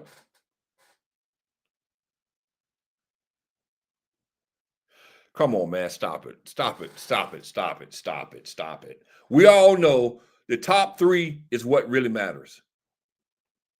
The top 3 is what really matters. Come on. No, I don't care. I don't care because it's obvious she's not that dominant because she didn't even come in first or second place or third place in the other 2 events. So why should I care? She won one gold medal. I don't care. The way you made it seem like she was as dominating. She was as whooping everybody's ass. She was winning every race. Every time she got into the pool, she won. That's the way you try to make it seem.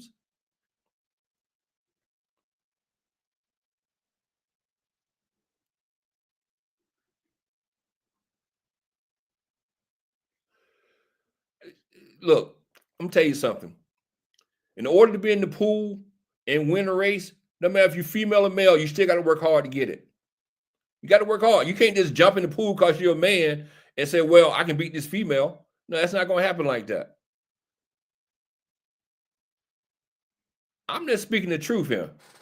I ain't never seen a person who don't train win. So tell me one person that you know of don't train and win. Come on, Alpha.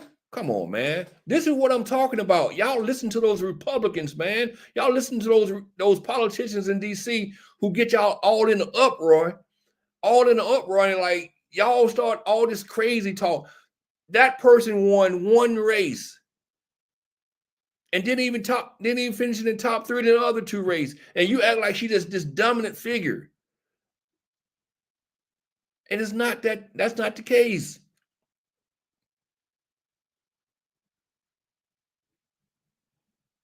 I just don't get it. I really don't get it. I don't understand it. I'm not one of these people who gonna run around here screaming fire, fire, fire, fire when you got a little fucking fire on the corner over there. I'm not gonna do it. I'm not gonna do it.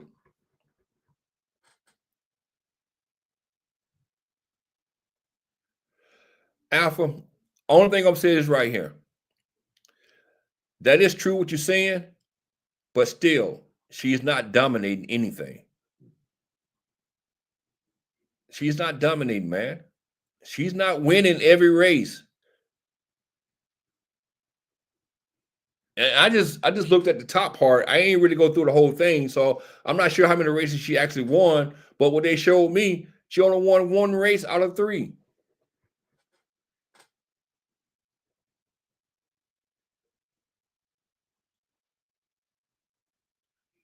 But she's not even dominating the female. She's not dominating the female. Let me tell you something. You know what dominating is? Dominating is winning every race or placing first, second, or third in every race. That's dominating.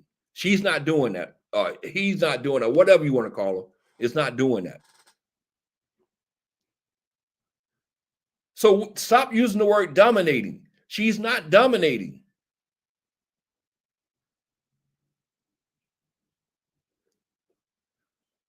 Alpha, if she's not winning every race or coming in first, second, or third every race, she's not dominating. You're misusing the word.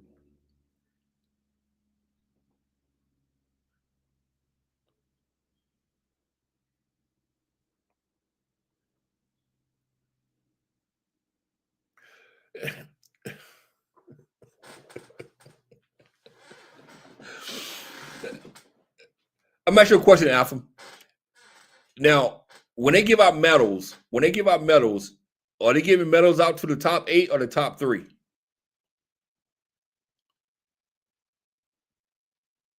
Anything out of the top 3, no one cares about. No one cares about the number 4, number 5, number 6, number 7, number 8. They only care about 1, 2, and 3. I'm just saying.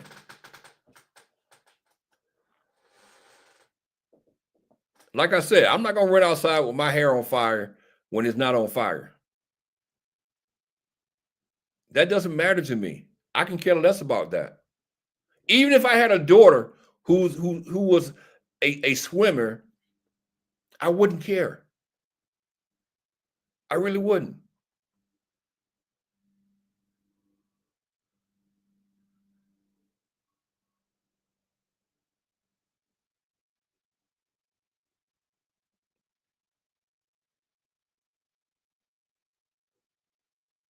What do you mean? Like I said, you acting like this person is dominating every race. If you can't come in the top 3 every time, you're not dominating.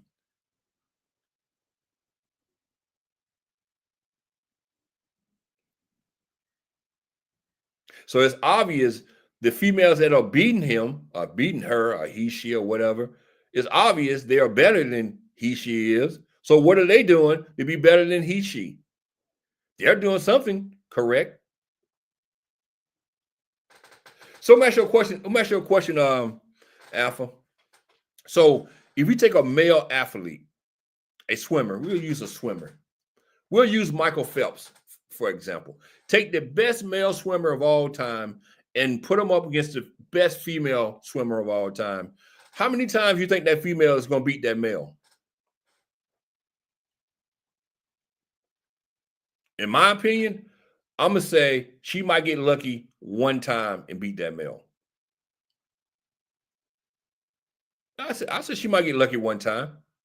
All right, you said none, right?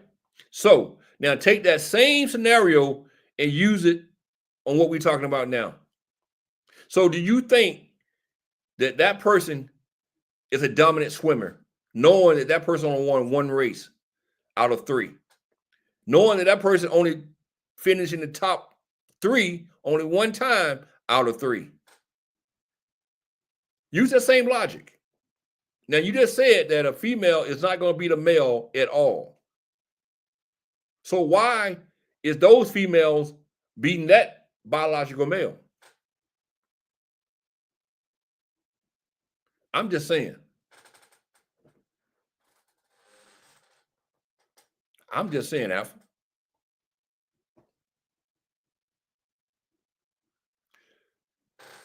You're stating that a male is more physically than capable, right? She won't win any, right? But you sit here telling me that this swimmer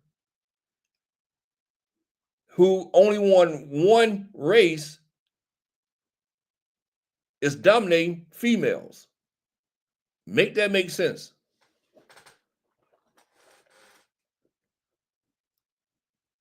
I understand what you're saying. I understand that when she competed with the males, she didn't finish in the top 400 or top whatever. I get that point. But my point also is she's not winning every time she races against a female. That's my point.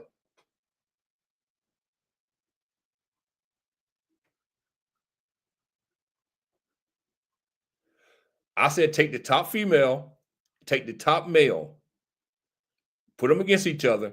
How many times will that top female beat that top male at swimming? You said none. So by your logic, you're saying that person should be winning every race. Every time she jumps into the pool, she should be winning.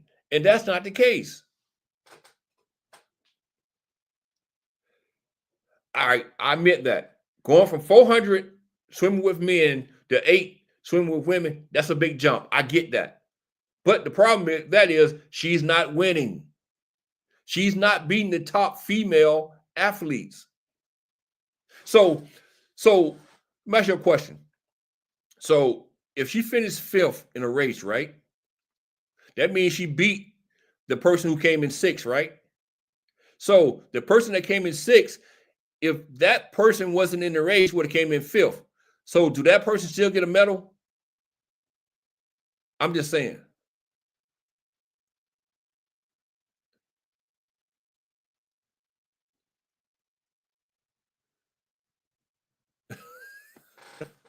One minute you saying she's dominating, next minute says she's not a top male. What's the difference? You saying she's swimming against females and she dominating, so it don't make a difference she is a top male athlete or not, because she's competing against females according to you. So it doesn't make a difference. She still should maybe win every race when she jump into the pool.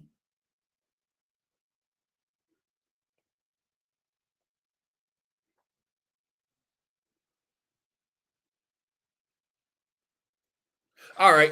All right, forget about Michael Phelps. What if you took the the 10th best male swimmer and put him in the pool with a female? Do you think that 10th best male swimmer would still win every race against the top female swimmer?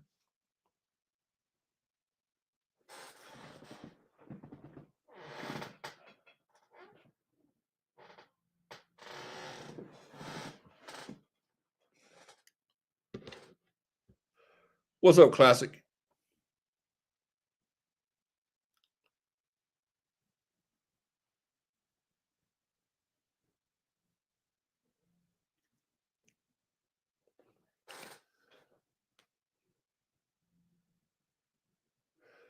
But Alpha, what my point is right here. You told me she was dominating, or he was dominating against the females. Now you're saying that that person wasn't close to being the top 10. It doesn't make a difference. You're saying that person dominated. That's what you said, not me. My point is, it don't make a difference. That person's not winning every race, regardless.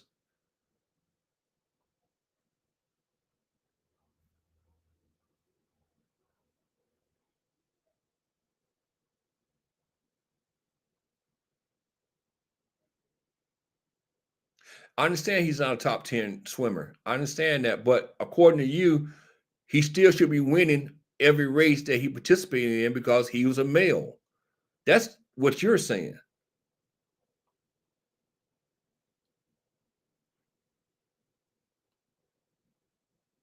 See, my definition of dominating and your definition are two different things. When I use the word dominating, I'm thinking he's winning every race. You know what I'm saying? Every race. He's not winning every race. He's coming in 5th place. He's coming in, what, I think 8th place. He's not a top swimmer. Other females are beating him. If you jump in a race and you come in 5th place, that means 4 females beat you. If you jump in the pool and a female and you come in 8th place, that means 7 females beat you.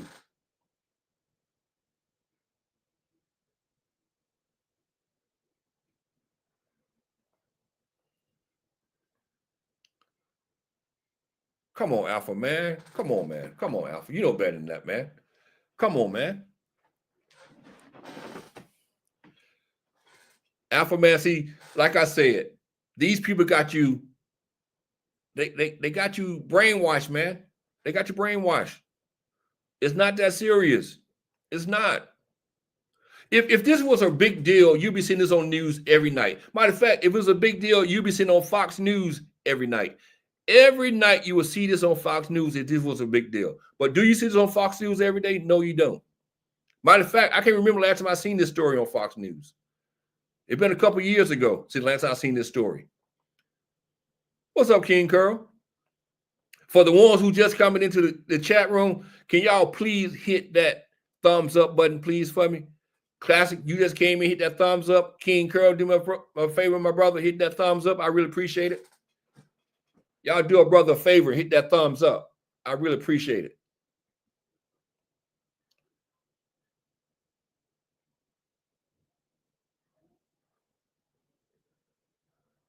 Let me ask you a question. If you don't mind me asking, what sport does she play? If you don't mind me asking.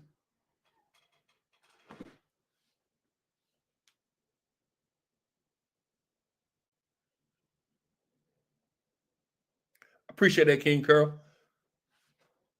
Basketball. She's 12, right? So in some leagues at age 12, They got some unisex leagues also at age 12. So, but I don't think, in which I can't recall of seeing a biological trans male playing in a female basketball game. I haven't seen it yet. Maybe I missed it. Have you seen one yet? Because I haven't seen one.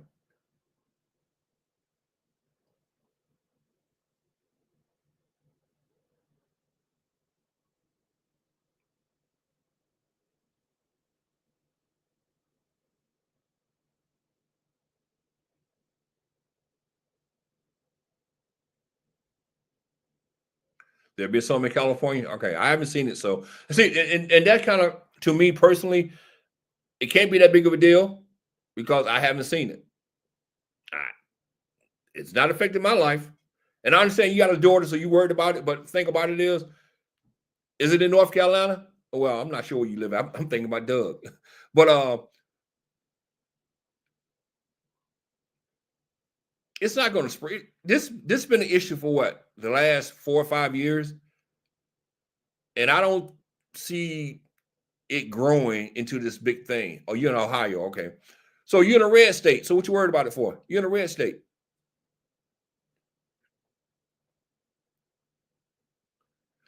It was 7 trans athletes in Ohio. 7 whole trans athletes. 7, Alpha? 7?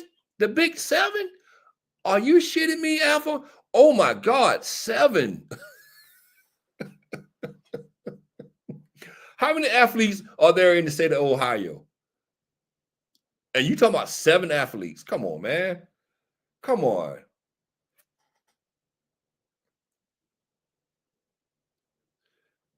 Who complaining? I'm not complaining. That's Alpha complaining about trans. I'm not complaining. I'm just defending the whole notion of being outraged about this situation. And honestly, Alpha, I don't think your daughter have anything to worry about, man. I really don't. This is what I'm saying. These people are scaring y'all. You talking about 7 athletes out of how many? Millions of athletes in Ohio, and you talking about 7. 7. Come on, man. Stop it. Stop it. Come on. And most of this stuff is happening on the high school level. Some on the college level. Most of it's on the high school level. And it's, come on, man. 7 athletes out of 1 million? Come on. That's a drop. When you get to 700, all right, then you get outraged. But 7, ain't no use being outraged about that. Come on, man.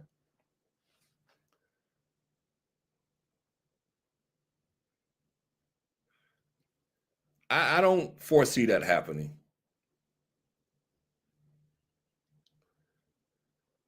What's up, Exposing King?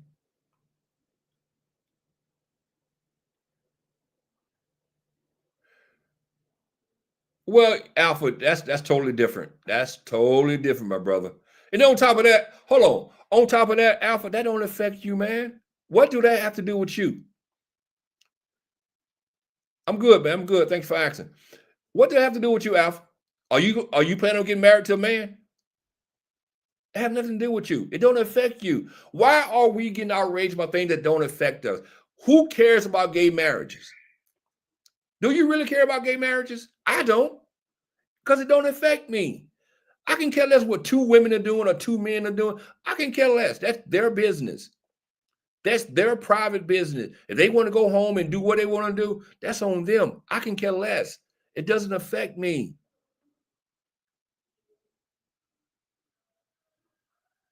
Come on, man. Like I said, we get outraged about crazy things. That's my point. It doesn't impact you, so why are you even bringing it up?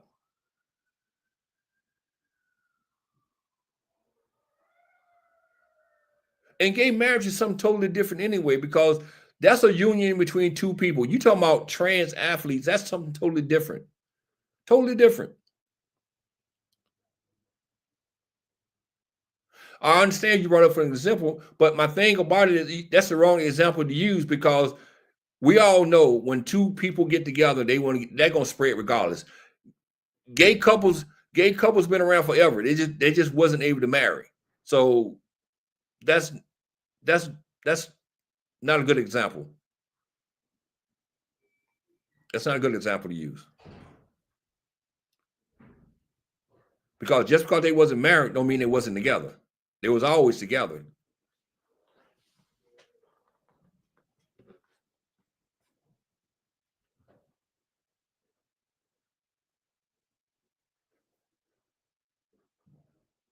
But like I say, you know, by the time you get to 700, your daughter will be a grandmother. Think about that. Your daughter will be a grandmother by the time that happens. You'll be a great grandfather.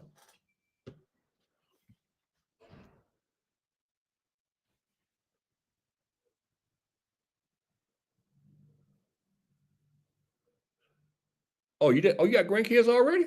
Hold on, Alpha. Hold on. You got a 12-year-old. You got grandkids already? God damn, old man. You still having babies?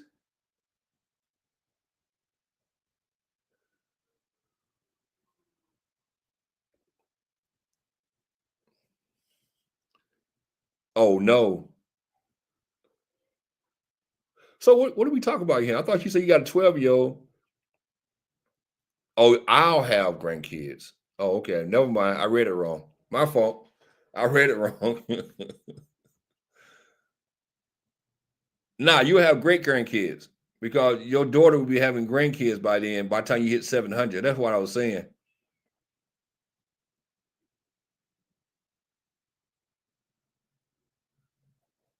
I understand, man. I understand you're a hardcore Republican and you got your stance, but like I said, I think you worry a little too much over this.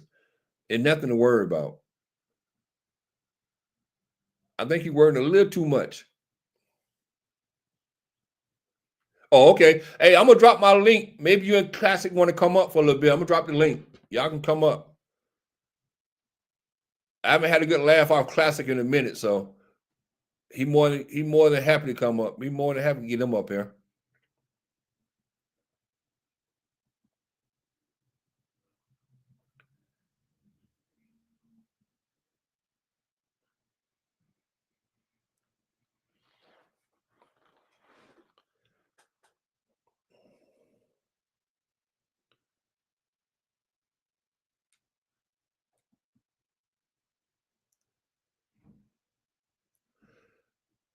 I'd like to thank everybody who hit that thumbs up button. I really appreciate that. Thank you so much for the thumbs up.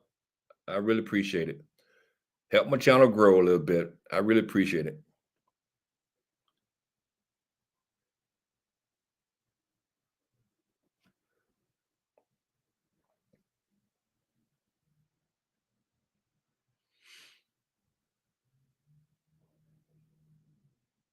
But Alpha, man, I enjoyed the conversation, man. You know, I just, like I said, I tell everybody the same thing. Stop letting these people get y'all outraged over these social issues. It ain't worth it. It ain't worth it. Because, like I said, the only thing they want from you is to keep you outraged, to keep them in office, and for them to keep filling their pockets with cash. And the only thing they're doing is keeping you mad. Oh, Alpha coming up.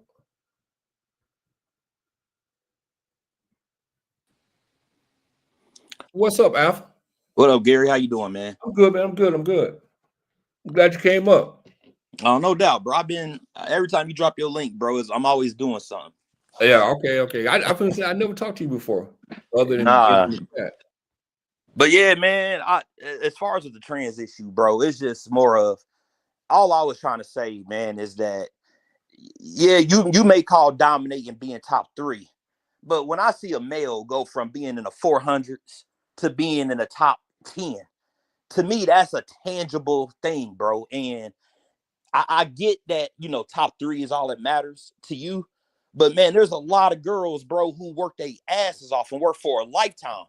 And when it's 400 athletes, to be top 10, for a lot of those females, bro, that's a big accomplishment at the collegiate level. And I just don't feel right that some dude who was number 400, he changes his gender and he goes from 400 to winning 1 and then being top 10, like that impacts some of these girls, man. No, I feel you. I feel you where you're coming from, but I just, and like I said, with me, I just don't look at it the way you do because it's not because I got two girls. You know, my girls are grown; they don't play sports, but I have two girls, and I can understand where you're coming from. But at the same time, I just feel like being number 10 and being number 9. You know what I'm saying? There's no big deal to me. You know what I'm saying? But for them, it is, bro. When you train I a year understand, in, but it see, is a big deal. But see, with me, it's all about winning. You know what I'm saying? It's all about being number 1. So right, I feel if- you, bro. if- But not everybody thinks like that, man. And think about it. Even I think you said she had one top 3 finish. Well, that's one No. biological female who didn't get to the podium. And then in the race that No, he won, no, when that's he what I'm came saying. number What I was 1, saying- a biological female could have got number No, 1. what I'm saying is when I was saying she had a one top 3 finish, I was talking about that one race she won. Okay, well, even the one that he won, that Right. still took an opportunity away from a biological female who's probably trained her whole life to get to that point. If he wasn't there, a female gets that gold. She was robbed of that. Let me ask you another question. You don't think that? And I know you. I already know the answer, but I'm gonna ask it anyway. All right. You don't think that person had to work hard also to win that race? No, He went from 400 to winning one. But He's probably putting in work, but it would be better for him if he went against men and got that. But he went to, that's like if Shaq worked his whole damn life in basketball, right? Mhm. If he went to the WNBA, yes, he worked his whole life, but the competition just wouldn't even be close because he's now going against females. I'm not saying Leah Thomas didn't put in no work, but it's not the same as a actual female who had to put that work in. I guess the way I look at it is, and like I said, we're gonna disagree to agree, but the way I All look at it is, if he or whatever you want to call it, was winning every race, all right, I'll say, all right, there's a problem there. And I get it from your point of view too. Even if he finished 8th or 5th, he's still setting a female back. I get that Right. point. But my thing is, I will only be concerned if that person was winning every race or finishing in the top 2 in every race. Then I'd be concerned. But by that person only winning one race and finishing 5th or 8th, I just don't see a big deal in it. I really Well, don't. but they're okay. I feel they you got on to that. make it. They got to make it look believable. Oh my God. Here we go. Conspiracy theories. There we go. Conspiracy theories. Come No, on. that's just no. Come on now, just think about it. Come on, Con. Like when you try to convince people that it's not that the female's not being overmatched, it's an equal playing field. They gotta let that trans know, hey, you gotta lose a lot of races to make this shit look believable. We go now. You can go out there and do your thing in the major races, but these little bootleg races, you gotta lose them. Well, we talk about major races. We talk about 3 races in NCAA that she raised in, or he raised in, or whatever, raised in, and she won only one of them. So that was those are 3 major races. So my point is, I just, like I said, I get it. I get where Alfred's coming from. He's concerned about everybody in the race. I get that. I'm concerned about her or he finishing in the top 3. That's where we different at. Cause like my thing. King. Let's get past the races. Did you see what happened when they had the female boxers fighting the male boxers in the Olympics? Here we go with that bullshit. Knocked them out. Are y'all really gonna bring that up to me right about now? Are you really? Why not? Are you really gonna Why bring that up? Right. Well, I'm just saying, y'all Democrats believe that it's okay for men to compete against women. Because it's already been debunked that those were biological females. That's debunked. Nah, it just came out, bro. That was a dude, bro. Like that dude was knocking them out. That was an actual dude. More info came out within like the last couple of days. Alpha, me and you was talking about a good talk with the swimming. Now we was on the same thing, but we all moved to the boxing thing. That right there was a lie. Tell me which one was the male? Which one? I'm the one that won. The one that left the ring the same way they got in the ring. That was a biological female. No, that was a biological nigga. Oh, straight man strength. Man, that lady, hey, King, the lady that got beat up in that fight. I never been hit so hard in my life. Let me ask you something. Do you believe that a female can have a little too much testosterone? Yeah, but that wasn't the case. That was the case. No, it wasn't, King. Y'all Democrats, man. Y'all It always was trying a to find a female. loophole to get out of it. It was a female. It was. I think she was South African. I believe she was South African. She was a track and field, athlete, and she was the exact same way. She looked like she could have been a biological male, but she was a biological female. She was just made up just because of her hormones. Hey, Gary, if you look it up right now, the boxer we talking about, Iman Khalif, within the last 24 hours, bro, a report was leaked. That is a biological male. This news just came out. That was the dude who was knocking the ones out in the Olympics. What is his name again? Iman, I is an ice, M-A-N-E. All right, hold on a second. Let me get rid of this. Spell it now. I is in ice, M as in Mary, A is in Alpha, N as in Nancy, E as in Edward. Last name is Khalif. K-H-E. I got it. Leaked reports. It was a dude, bro. Let's see. Let me see what I got here. So news about Iman Khalif. Said boxer Iman Khalif knows exactly who she is. A strong woman with special power. All right. Let me see another one. Iman Khalif's council appearance at Oxford University due to unforeseen something. She won gold medal.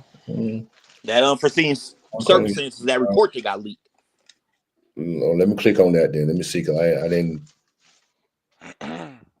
If you even look the name up with medical reports. So this article right here is saying women athlete boxing champion who have been accused of being a biological male have been due to speak on Saturday.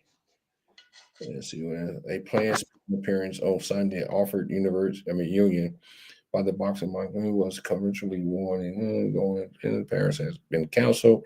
Oxford Arabs are announced on Thursday evening that Khalif was unable to attend due to unforeseen circumstances. A lot had been sent early in the day in Oxford Union by the former athlete of Oxford University, in which the urge organized uphold religious debate, free speech, the event, only won the gold medal.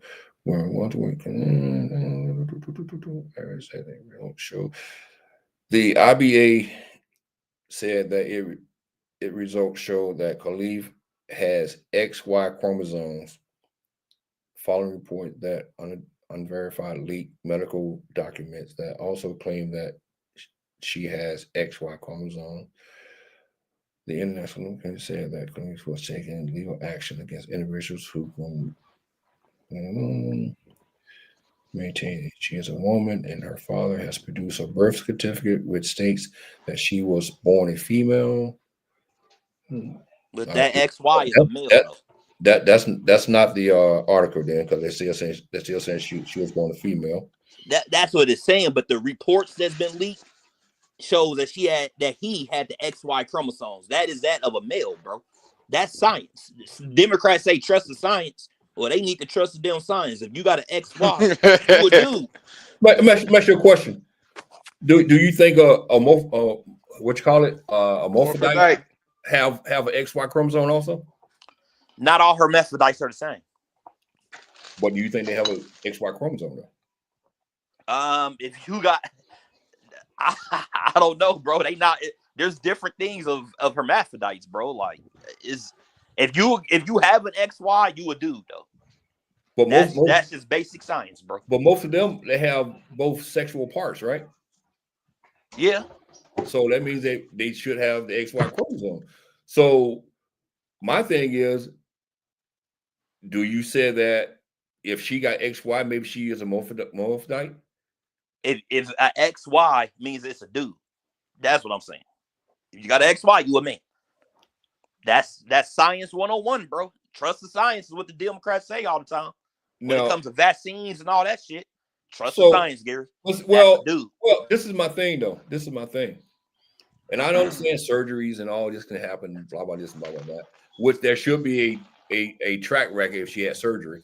But if They gonna cover that shit up. They gonna cover that up. If she opens her leg and she got a split, she's a female. Man, yeah, right. Come on, King, man. You see these people having right. He just gonna Eddie Winslow's dude had the surgery. Who? Eddie Winslow. Eddie Winslow. Yeah, Sonny. What's the Family Matters? Yeah, he got a training, and he paid for. I don't want to say on your platform, but he got one, and he paid for the surgery.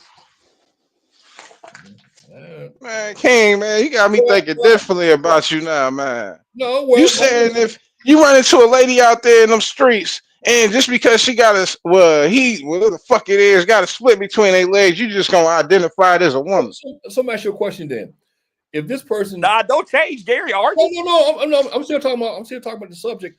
Okay. If this person is a biological male, why would this person sue someone for lying that she's a biological male? He's saying that he's going to do it. It don't mean he will. A lot of people say that, and then they end up backing off. Let's see. Olympic boxer takes legal action over male chromosome claims. Yeah. Let's see if there's any. Let's see if that case goes through, and let's see if he wins. If he wins, and it turns out, I tell you, I was wrong, bro. But just because you're saying you're going to take legal action, don't mean you're going to have standing. And this article right here was as of the 6th of November. So this was last week. Yeah, it just recently came out. He up there knocking girls out, bro, and Democrats knocking girls out. Domestic violence. Let me see something real quick. Let me Google something. Hey, King, I like this dude. Oh, Alpha's cool. Alpha's cool. We disagree like me and you disagree. Alpha cool though. He's a cool dude. Let's see. How many females have the XY chromosome? My dude Gary, he tried to find something. Hey, that's what they do. That's what they do. XY chromosome. Hey, just face it. You wrong on this one, Gary. No. I'm gonna Google it. Somebody say ex-wife. I didn't say. I said ex-wife. Let me say it again. You better start trying to talk about the economy, bro. This one we got you on, bro.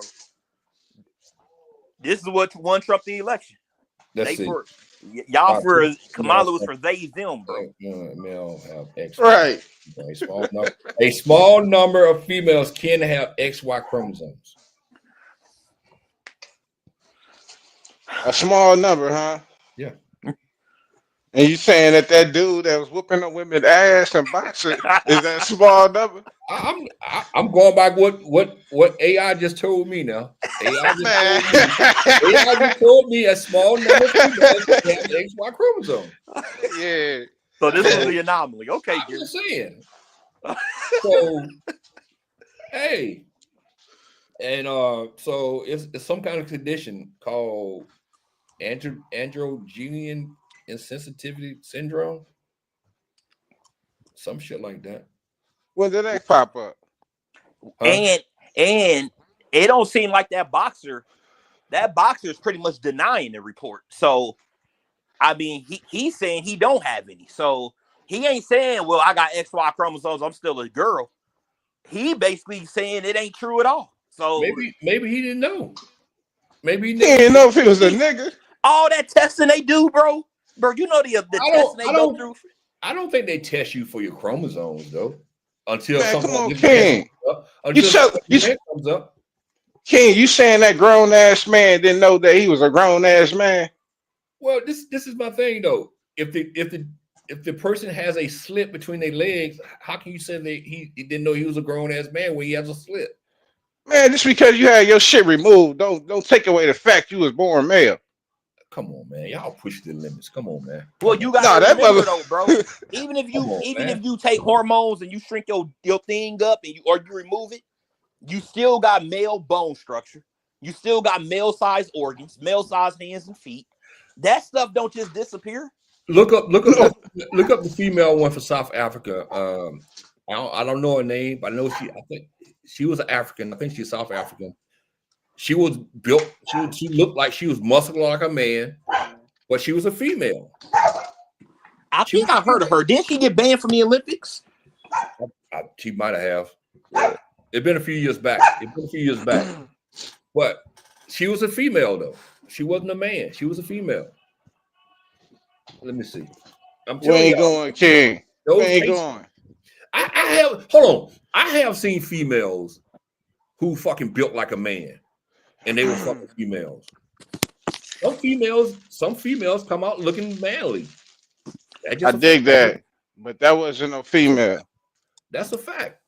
So That wasn't a female, King. see, with me personally, you know, I'm gonna go that she's a female until it's proven wrong. And like I said, I just read where it says some females can have the XY chromosome. You know, mistakes happen. Think about it. If a person can come out with the male and the female organ, sex organ, why can't she have the XY chromosome? Think about it, fellas. I'm just saying, logic. Yeah, I think the science is on our part on this one, on Gary. Clearly, this dude was knocking these females out, bro. Well, see, with me, I'm the type of person. I just don't let things like that bother me because it doesn't affect me, you know. And I understand it might affect a small percentage of people, right. and they can be upset, you know, about it. But my thing is, it's not affecting a large population of people. It's not. You right, but the thing is, and what I try to articulate is that it's not impacting a lot of people yet. But like I said, that's the word. Here in Ohio, right? I said it was only 7. You made fun of me, right? It was only 7 transmission. I mean, transmissions. I got you. Okay, but what I'm saying is, though, if we let this ride, we have banned it in Ohio last year. We banned it, which is good. But if we let this ride, then it's 700 10 years from now, and it's harder to ban it then because then you gonna have way more people saying, "Oh, I'm losing my civil rights and all."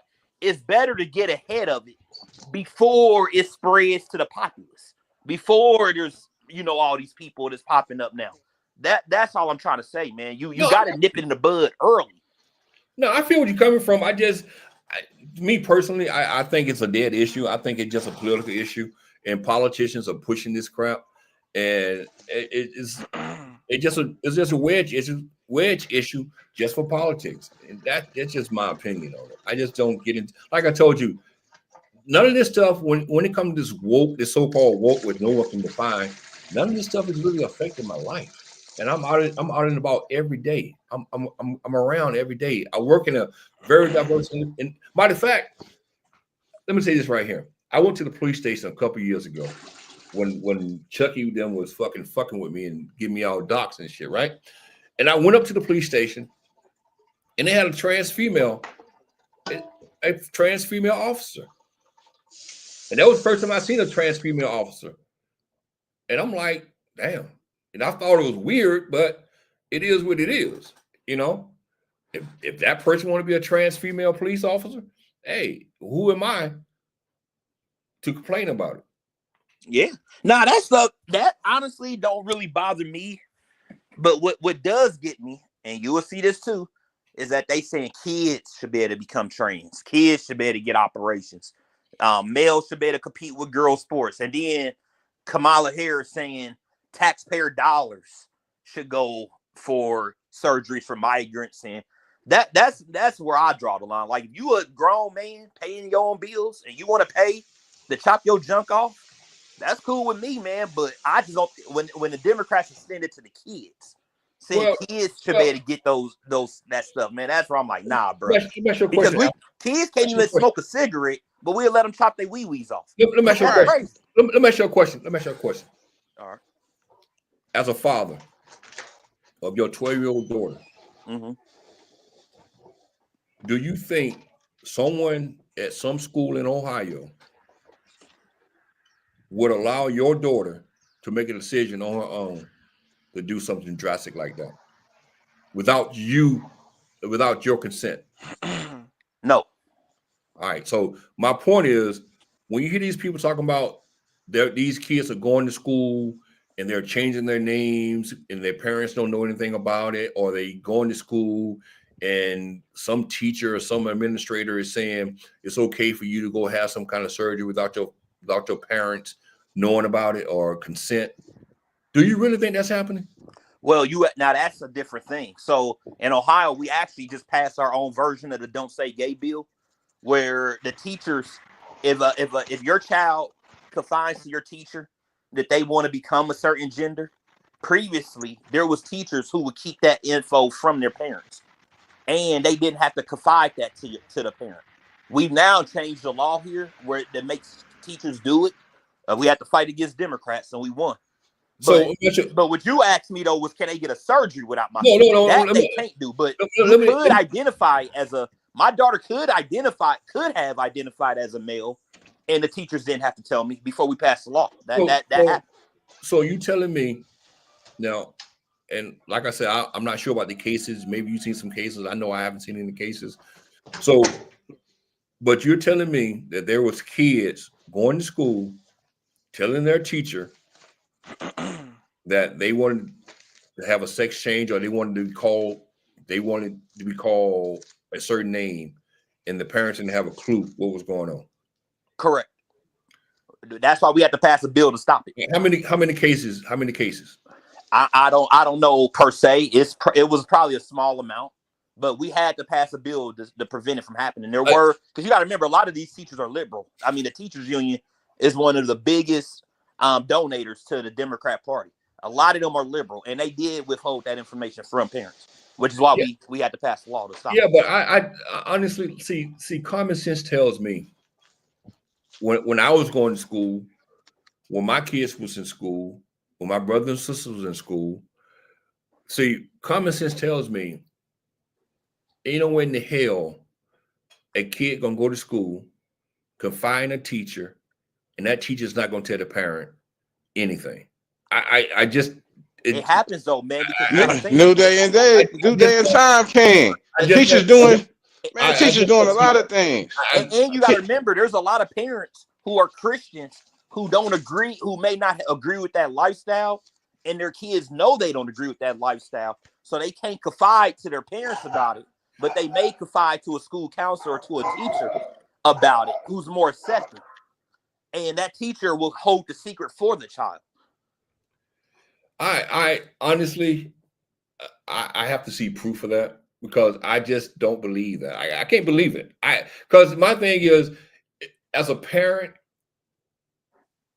and a child going to school and they're hiding a secret like that from their parent. Mm-hmm.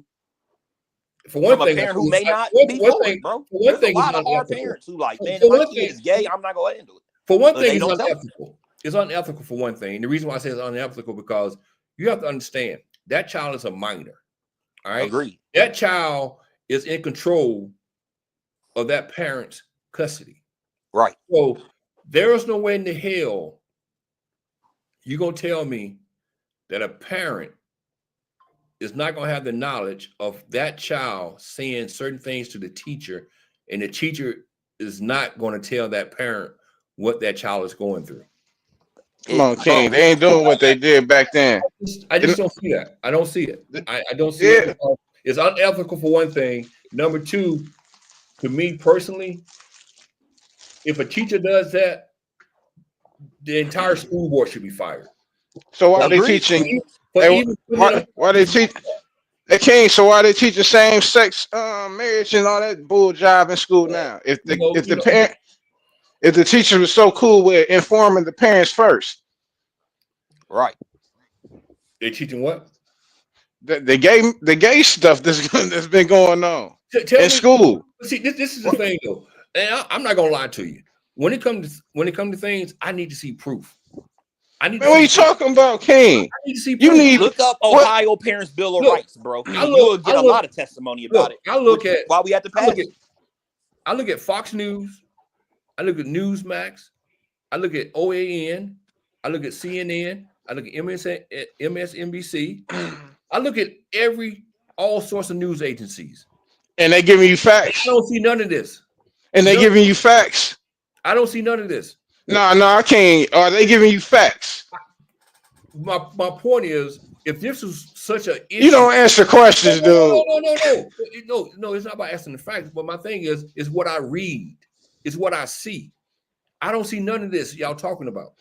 I don't Right, see. because you might not be looking in the right places. It's all over America that they trying to teach kids some gay shit in school Where you get without the parents knowing Where about you it. get your news from? Where you get your news from? The same place you get yours from, and I do my own homework as well. Well, when you do your own homework, because we look at the same news, I don't see it. You say you see it, right? I don't see it. I haven't seen no case. I haven't seen no case where someone said their child was being taught about gay marriages or whatever at school, and they didn't know anything about it. Are you serious? This shit is, man, it's been on the news for the past 4 years that you Democratic folks been in office and past that. You ain't seen nothing like that, Classic. Come on, man. Let's be I've real. seen Man, it, what bro. you mean? We all seen it, but him. If you look up the Ohio Parent Bill of Rights, when we was arguing over that bill that the Democrats tried to obstruct, you would get parent testimony, man, that said that their kids was being taught stuff and they wasn't notified by the school.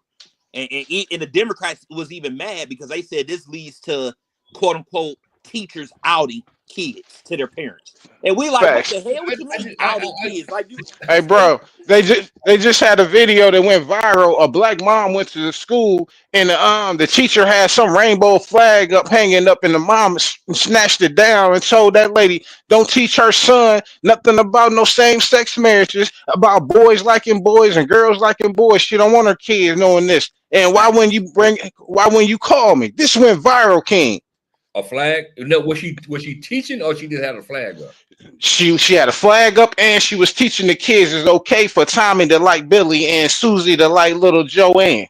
There's even books that teaching. What story was that? Because I didn't see that story. What story again? Man, just type it in. Mom goes to school and check the teacher over some gay shit. Type it in.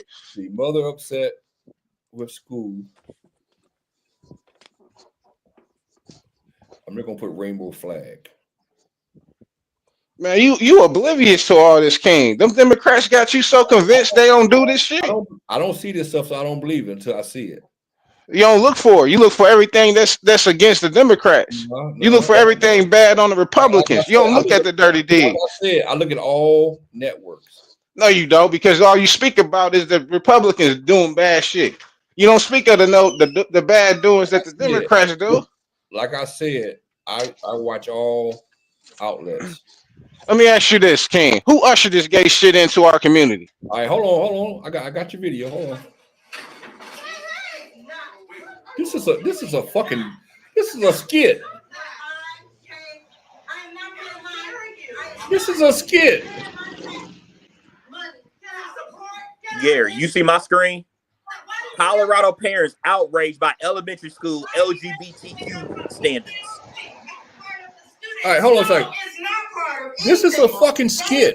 I know that lady. We are paying you to teach history, and that's what you need to be teaching. Excuse me, this is a public school, little lady. You are a child. You sign up on the child. No.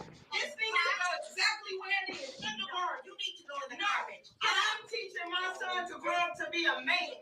And I don't want you hanging on flag. I'm calling security. Hanging on flag up, or you can sit up there and teach them the type of stuff I'm trying to keep them away from. I told you what would happen. You know that's a skit, right? You know it's a skit, right? Yeah. Huh? Yeah. That's a skit. Yeah, the reason I know it's a skit because the lady who's doing it, the lady who ripped the flag down, she been on all those skits with the planes and all that shit. That's a skit. Come on, dog. It's happening, bro. Look. This is the same video, right? Look, stage video. A video of a mom ripping down a pride flag and berating a teacher has gone viral on social media. Do you see what's on the side? No. This thing to go exactly where it is. In the garbage. The video was shared on X by Representative Marjorie Taylor Greene, who showed her support for the angry mom. But if you scroll through the comments, some claimed the scene in the classroom was staged. So let's verify using these sources. Verify found a longer version of this video posted to Facebook by comedian Jabrizzi, who confirmed, "Hey guys, it's Lawless Kid." According to Jabrizzi's X account, he directs social political videos that mimic real life.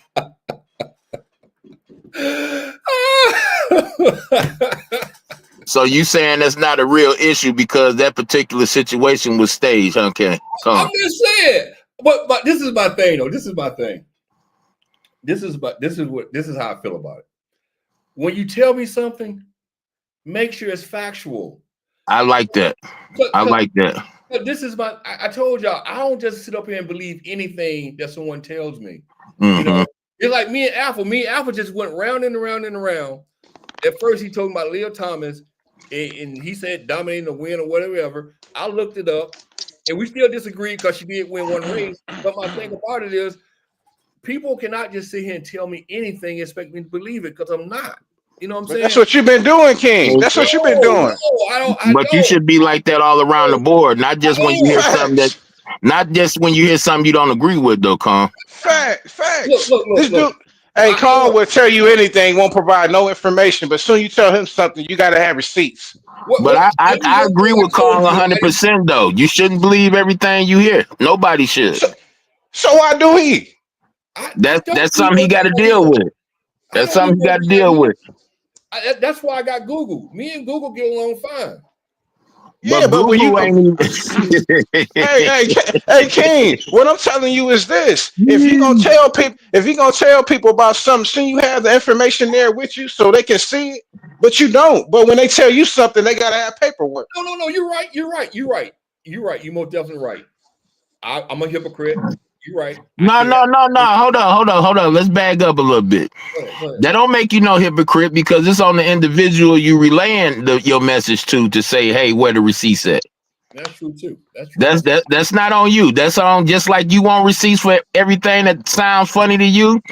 We as recipients should be the same way. That's true. So it don't make you a hypocrite. Now, what I want to say is this.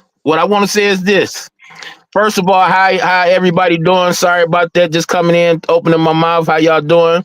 That's good, my brother. You good. Hope y'all having a beautiful day like I am. What up? Calm. Now, the thing is, a lot of points you make have a whole lot of validity to them, but the points you make are also you pointing the finger at yourself 2 times too. Like you said that the Democrats, you said the Republicans were making a lot of threats. Well, that's what both parties do because they both rotate around the same agendas. Both of them make threats. Kamala say Trump is down with the 2030 agenda. That's a threat on your social liberties, your equal liberties. And that was a lie. And it's supposed to be a lie. I'm not gonna say all that. The reason I'm not gonna say it's a lie because I believe both are all in the same game. They're no different. They just have different views, but they're on the same agenda. If you ask us who would we want to be president, nowhere in hell we would have put them people in the same pot as the people we want to be president. I don't mean to cut y'all, King, but I'm gonna say this right here because I think you missed what I said yesterday and what I said earlier today. Now, earlier today and yesterday, I stated this right here. DC, their number one job is to keep the small people fighting amongst each other, outraged amongst each other. When it comes to Democrat and Republican, their main job is to keep us outraged. Valid. Fighting amongst ourselves. I said that yesterday, and I said it today early. So I just want to make sure you know that I did say. Okay, you say you updated that, huh? You updated that statement. Okay, I like that. Both parties. I said that earlier. I said it yesterday also. So okay. Thank you. I appreciate that. Right. I totally agree with you. Because my thing is, when me and Alpha was talking earlier, I was telling Alpha the same thing to the point where it's like their job is to keep us outraged. Like me and him going back and forth about Leah Thomas racing against females, and he feel the way he feel. I feel the way I feel. Now, I'm not saying he's using Republican talking points, but that's what started this. Okay. You know, and most of my talking points come from Democrats. And when I speak out because I heard it from a Democrat, and I did some research though behind it, and I found out, in my opinion, well, my fact-based opinion, that it's true. You know what I'm saying? So the point is, we go back and forth while Republicans are getting paid millions and millions of dollars, and we're the ones suffering though. Why you just say Republican? Well, I said, politicians. I mean, there you go. I like. Okay, that's the language I like to hear. Politicians. So that was my bad. I missed. Yeah, that's all right. You can't snap your finger and just be all the way out the spell just yet. You know what I'm saying? Now, don't get me wrong now, because like I said before, the government have a function, and that function basically, to me personally, government should be out of everybody's home. When it comes to personal issues, and this is my thing, parents should be able to raise their kids as long as they're not hurting their kids. They should be able to deal with their kids any way they want, as long as they're not hurting their kids. I don't care if that child is sitting down with their parents and their parents agree that their person needs a sex change. That's on them, the parent, not my business, not my own business, but that child and that parent. When it comes to gay marriages, that have nothing to do with me. That's between that couple. If they want to get married and do whatever they do, that's between that couple. Anything that goes on between your four walls, that's your business. As long as no one's getting hurt. But the problem today is, both parties are inserting themselves into everybody's home. And that's the problem. That's government is in everybody's home now. They tell you what you get, what you can do, what you can't do, where you can go, where you can't go. And to me, that goes against the Constitution. Bottom line. So Gary. So I just want to get clarification. Did you say as long as if the parent and the child is okay with it, you believe a child should be able to get a sex change operation? I believe if the parents give consent to that child having that operation, yes, I have no problem with it. So here's my problem with that. One, if you consent to give your kid vodka that's 12 years old, will the government be okay with that? No, it wouldn't be okay. But the problem with that is, though, it's no. But law. we'll let the child. Hold on. We talking about. Hold on now. Okay. There is no law against a parent's approval of that child having a sex change. Now, there is a law against that parents feeding that child alcohol. That's in red states we are putting laws on it. But regardless, though, that goes. It's a contradiction, though, ain't it? Like. If you're telling if you're telling parents they can't let their kids smoke cigarettes or drink vodka, but then we go turn around and say it's okay for a parent to let a child get their wee chopped off, bro, or get their breast chopped off. And here's the bigger issue with that. Outside of that contradiction, the big issues with that is that parent making that decision for that child. Man, a kid can be 7, 8, 10 years old. They're not mentally developed to be making a life-changing decision like that. That is so wrong. That kid may be 25, 30 years old and be like, damn, I actually want to stick my wee in a woman. You know what I'm saying? I don't want to mess your platform. But now that parent on influence that child to get it chopped off, and there ain't no going back now. That's why their suicide rate is up. So no, their suicide rate is because of bullying. But anyway, that's another subject. But King, they regret making those decisions. Hold up, let's not lose track of this because I wanna speak on that. All right, so this is my thing, and I know you're gonna say I'm copping out a little bit, but this is what I'm gonna say. When it comes to kids under 12, I believe those cases really don't exist. Now, I'm not saying they don't exist all around, but it's like, for instance, when we're talking about a small percentage. We're not talking about a huge percentage here. You know what I'm saying? We're not talking about 10 to 15 to 20%. We're talking about probably 0.00%, if even that.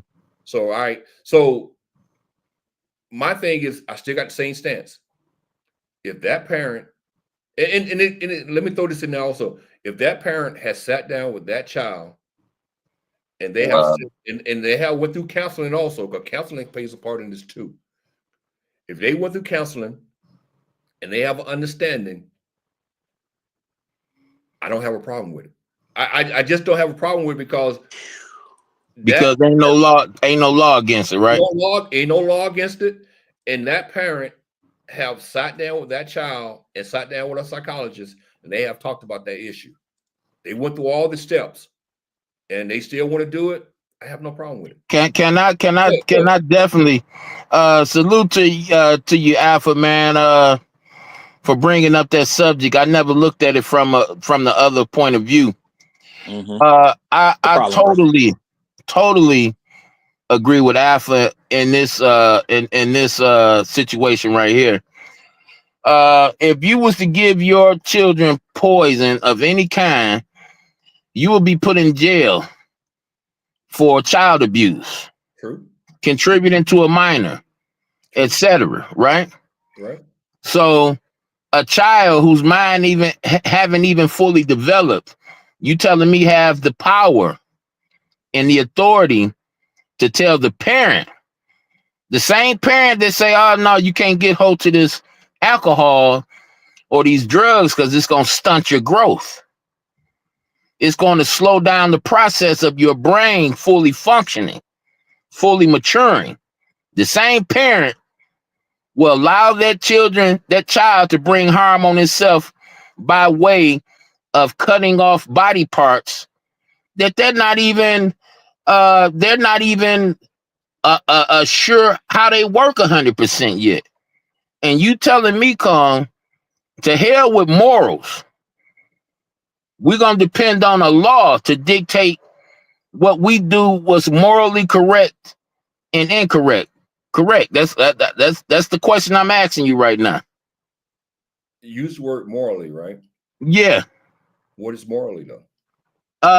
Your kid come tell you, hey, Pops, I want to kill this nigga. You sit down with the child and you tell the child, well, son, you got to forgive. I didn't forgive, Pops. Well, son, you got to look past. Pops, I didn't look past. This person keep on keeping on. But then I kill this nigga, Pops. But see, the problem with that is, though, you might find that it's immoral, but someone else might find it's not immoral. See, the definition. See, the thing about it is when you talk about somebody's parenting skills, it's like, for instance, I'm pretty sure you've been to someone's home before, and their parents treated them totally different than your parents treated you, right? Mm-hmm. So some people feel like it's okay for their teenage child to have sex in their home. Other people feel like, no, ain't nobody gonna have sex in my house. You see what I'm saying? So what's immoral to you might be might be okay to someone else. So my point is, when you talk about a kid and their parent having a conversation, and what I'm also going off is a parent who take this in strong consideration before they actually make that decision. I'm not someone who's gonna make this decision. I'm sorry to cut you off. Go ahead.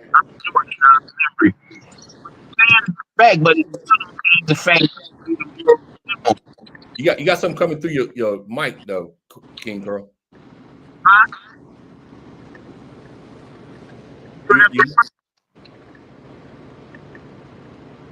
King Carl.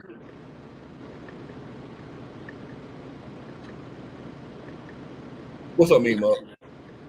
What's popping, Carl? I don't know, man. But what I'm saying is, you hear me? Yeah, I can hear you fine. You good. All right.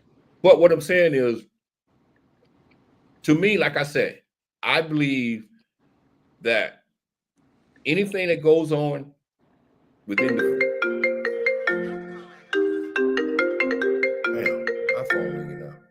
anything that goes on between the four walls of your house, unless it's something dangerous, as in drugs, alcohol, abuse, serious abuse, I just feel like the government should stay out of it. That's that parent decision. that parent make that is if that parents feel like they're making the right decision and they're sat down and went through all the steps and they feel like they're still making the right decision, I have no problem with nobody doing something within their own four walls of their home. If my neighbor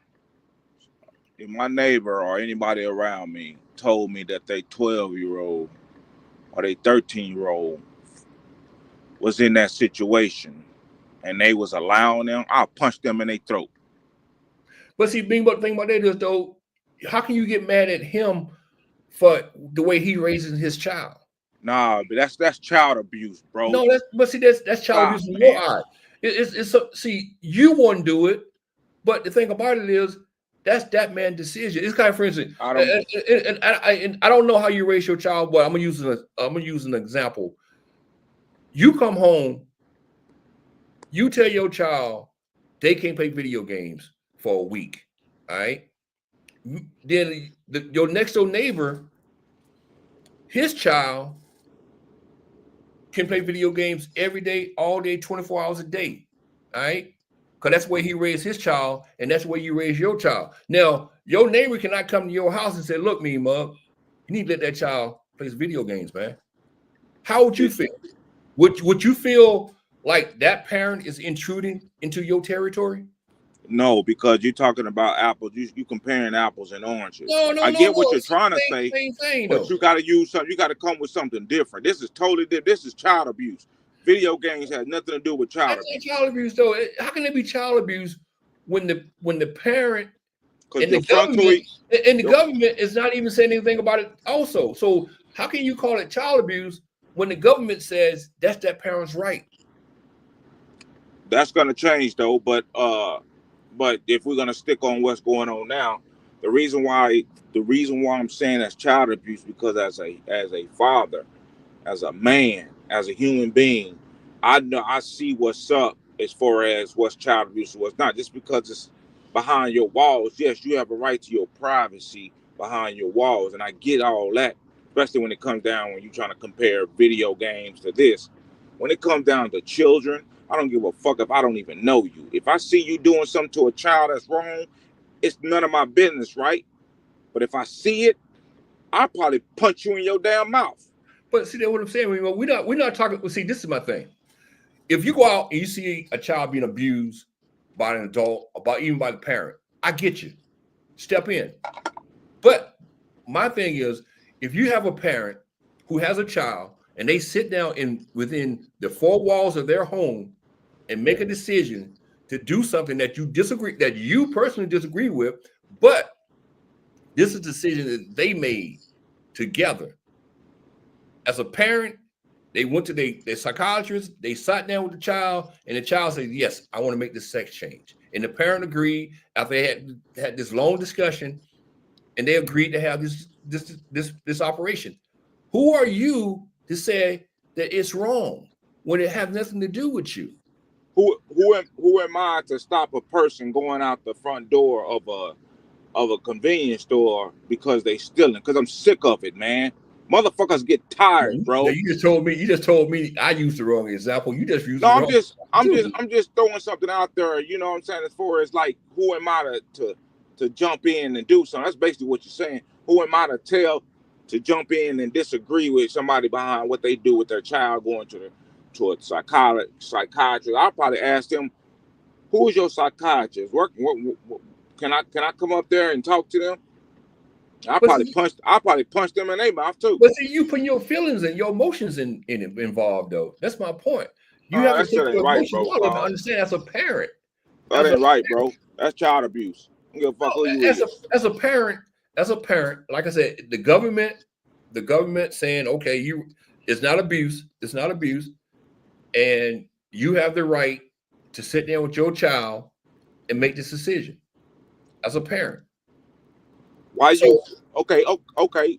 I before you finish, the thing about it is, and I'm just kind of sum it up. That's the reason why Trump said what he said, because it's not right morally, bro. Even though it's not on the books yet, but I'm saying this is not right, bro. That's why he said what he said. It's not cool. He didn't know we was gonna go this damn far. We went too fucking far. Thank you, Griff. I appreciate you, Griff. Thank you so much. Well, like I said, what is moral and what is immoral? See, that's all in the eye of the beholder. You know what I'm saying? What you feel like is immoral is okay with someone else. You know what I'm saying? You got Yeah, people. it's okay for people to touch young kids. There's some people out there that think that's okay. Well, the thing about that is, though, this is the thing about that. We're not talking about abuse. We're not talking about abuse. We're talking about a parent who's sitting down with their child to make a decision about that child's life. All right? We're talking about that parent and that child sitting down and discussing something that child feel like they want to do. You know, and I understand you saying that child is not mature enough to make that decision. I get that part. But a lot of these kids in today's society are a little bit more mature than we think they are. Man, come on, Calm. No, they're not, man. I'm just saying. Man, man, I'm gonna put it like this. My son is a grown man. Well, a young man. And I have, and you know how many times I've talked to this motherfucker, and he didn't understand what the fuck I was saying. But he's very mature.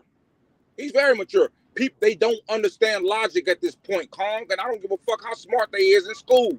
They don't understand logic. That's the difference. Have you ever looked at it from a different point of view? They don't understand. Have you ever looked at it from the point of view, maybe he just don't want to listen to your ass anymore? It's about certain things. I'm talking about certain things as far as if I lay it down to you, and it sounds perfect as far as my brain, because I'm grown now. Right. I'm already past that frontal lobe. Right. My thing is, if I break it down to you and it makes sense to 300,000 people, but you say, well, I feel like this. That means you in your mind, you thinking on the way you want to think, and that's because your brain is not developed yet to think that way. It doesn't mean that I'm wrong. It doesn't mean that you can be perfectly 100 in your mind, say, I know I'm right, but logically you're not. But that's how kids think right now. How's your son, Mimo? How's your son? 23. All right, he's 23 years old. All right. So this is my thing. He's 23 years old. He should be mature enough to understand everything that comes out your mouth. All right. So in that situation there, in my opinion, I don't think it's a maturity issue. I just think it's an issue where he just don't want to listen to you. He want to do his own thing. He want to think the way he want to think. You know what I'm saying? I don't think it have anything to do with maturity. I think he just want to think the way he think. And that's really that's kind of leaning towards my point. What I'm saying to you is, just because a child thinks the way they want to think, don't know. It doesn't matter how smart they are or how more advanced they are nowadays. Like you said, these kids are more, whatever the word you use. Doesn't matter, man. The logic is not there, and that's where a lot of us as humans. I'm talking about us grown folks as well. Right. As you see on this app, logic is out the window, and that's where we go wrong as a society. A lot of these people, they're very intelligent, they're very smart, but they can be why you think they say the most intelligent people on this earth? Serial killers. Yeah, they're psychopaths. Yeah. But they be the most intelligent motherfuckers. But if you tell them, no, bro, that's not right for you to do that lady like that, to kill that person, do you think they thinking with logic? No, they gonna do what the fuck they want to do. But is it right? No. Well, let me tell you exactly. Let me break this out even further where I'm coming from, because I guess you got to really understand what's going through my mind. See, in my mind, and I know a lot of people disagree with me. In my mind, when we talk about the gay community, I believe 95, 96% of the gay community was born that way. So And by me growing up and seeing this with my own eyes, because I seen when I was in middle school, I seen guys who was hanging out with the girls because they was feminine. You know, they knew they was gay already because they like boys at that age. We talking about what when you're in middle school, you 12 years old, 11, 12 years old. No, going in eighth grade, the average age is like 13. So my mind is these people are born this way. They already know pretty much who they are when they're 11 and 12 years old. They already got that feeling. They already got that, you know, those hormones are telling them that they like the same sex at that point in time. So my thing is, if you know you feel that way and you know that you thought about this and you sat down with your parents and y'all talked about this and you already know that you are gay or you're a lesbian or whatever at that point in time. So I just don't have an issue with it because, like I said, I believe that 95, 96% of the gay community is born that way. They come out the womb that way. You know, I have a nephew. I have a nephew. Holler at me when you turn 15, 16. We can have that discussion. But ain't no motherfucking 10-year-old telling me shit. And I can respect that. I can respect that.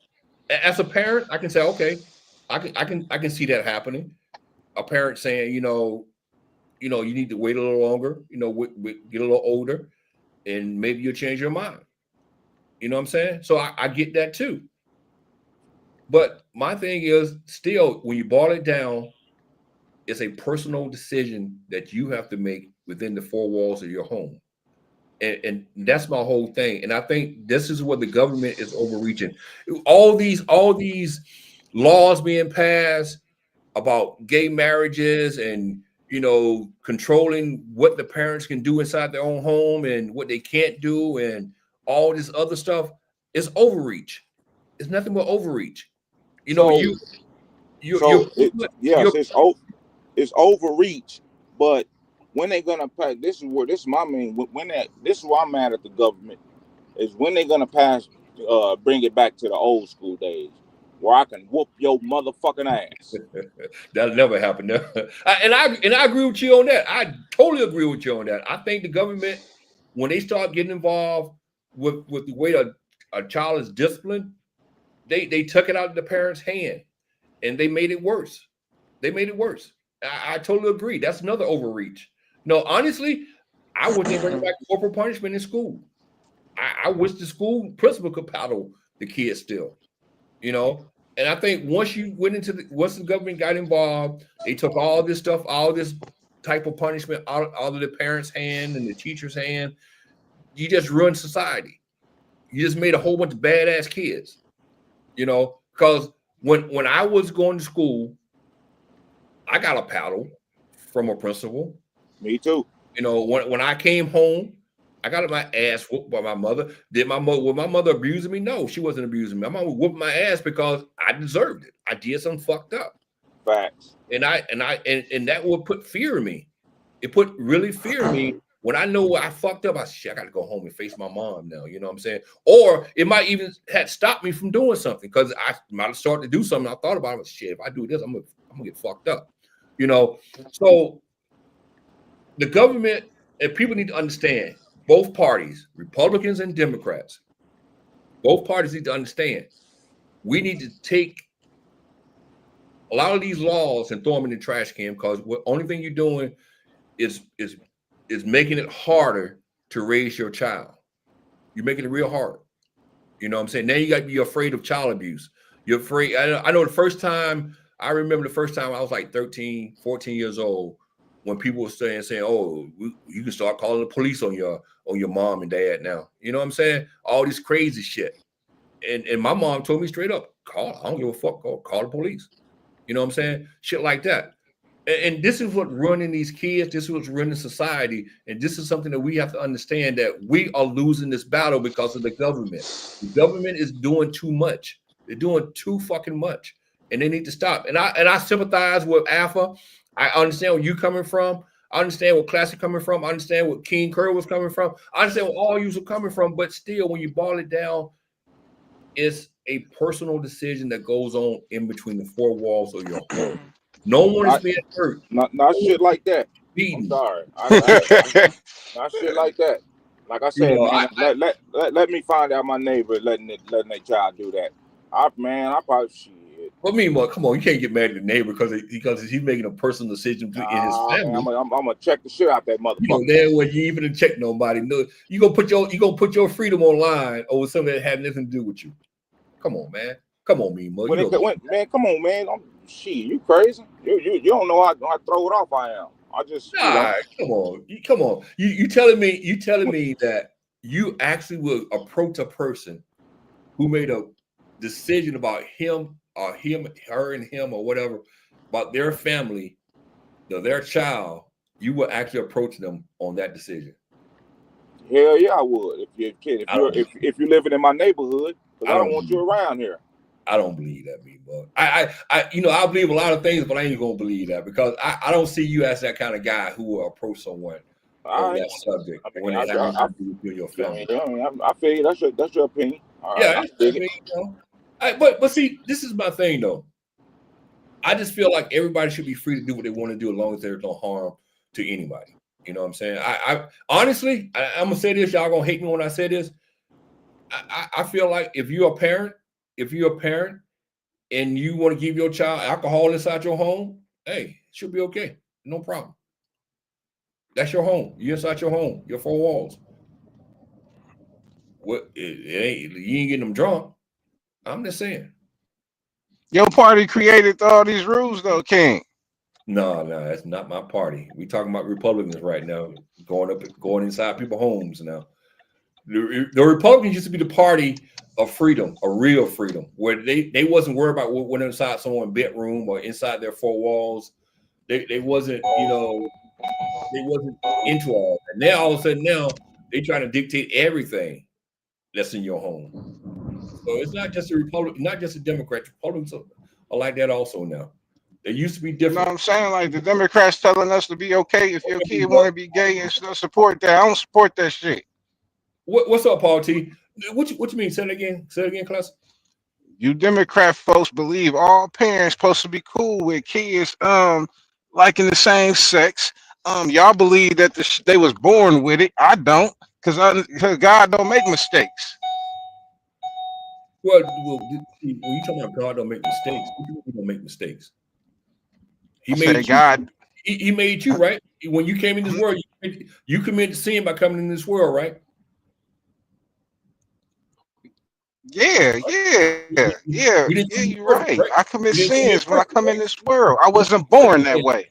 All right, then. So that means you. So that go against what you just said. That go against what you're talking about, King. Talking about kids born this way. No, they're not. Look, let me ask you a question. We just had a conversation earlier. You was up here, right? When we had this conversation about morphonites. Yeah. All right. So what you call that? No, you was born with the vagina and the penis. That's not saying that. No, I'm talking about. You want to chalk that up as a mistake? I call that a birth defect. You call that so you don't call it a mistake though. What besides two people having a kid and the baby coming out with a vagina and a penis? You said God will make mistakes, right? So you don't say that's a mistake? No, I'm pretty sure they got a purpose. All right, so they got a purpose. So if a kid is born gay, in which I believe, maybe they got a purpose too. Maybe so. Just not to tell me that it's wrong for you to try to do anything or say anything to your kid if they want to be. Nah, man, out of my house. So let me ask you a question then. Do you hang around gay people? No. All right. So you don't hang around gay people. So that means that you don't interact with gay people. That means they don't have no effect on your life, right? They have no effect on your life, right? Yeah, they do. I got kids. No. All right. Let me use your kids like an example. All right. Do your kids hang around gay people? Not that I know of. I don't know who they hang around with when they're in school. Do your kids have? All right. So you said they don't hang around. I mean, they don't interact. They really don't have no contact. So how's your kids been affected by the gay community then? Because there's gay motherfucking kids in their school and their environment. But that's gonna be that you can't escape that unless you're homeschooling. No, we can't escape them. Go back to like Mean Mug said, bring back them laws and shit from back in the day. We ain't tolerating that. If that's the case, King, they need to create a fucking school just specifically for those kids. Let me ask you a question. Now, you in your 40s, right? Yes, sir. All right. So you might not remember this. Do you remember when all those actors and actresses was in the closet? It was like Richard Pryor and all of them was in the closet. Now, this is my thing. And this is another reason why I said people are born this way. Because if you go back, even before my time, go back to the 50s, go back to the 40s, you had all these movie stars and all these actors and actresses, all these musicians. It was all in the closet. All in the closet. So the gay community was hidden from everybody, right? But it still existed. So what does that tell me? That tells me that these people was born that way. They wasn't watching TV, getting indoctrinated into this lifestyle. They was born this way, and they grew up in that lifestyle because that's the feelings that they had. So with that said, how can you control something that is not controllable? It's very much controllable. It's very much controllable. They controlled it back in the day. That's why motherfuckers kept that shit in the closet. Like now, I appreciate you coming up, Alpha man. Appreciate you, man. Good conversation. You're right. Good conversation. They kept it in the closet because of the way it was back in the day. You know, where you had to hide your sexuality. But why, kid? But it still wasn't no normal shit. But it still existed, though. I understand a lot of things exist. That doesn't make it normal. But think about it. Classic, the way you acting like it rubs off on people, like it'll rub off on your kids if they come in contact with a gay person. It do. It doesn't rub off on people. Rub off on people. Either you gay or you're not gay. No. No one can King, man. What I'm saying is this right here. They got the gay community out here. No matter how many times a straight individual tell these people we don't go that way, them motherfuckers still hit on straight people. Come on, man. Yeah. Let me tell you something. I've been around a lot of gay people. And I ain't never been hit on. Maybe I'm not attractive enough to them, but I never been. You're the fortunate one. But this is my thing. And like I said, I got a nephew. He's gay. He's gay, and I know for a fact my nephew was born that way. We saw it in him when he was 5, 6 years old. We saw it in him.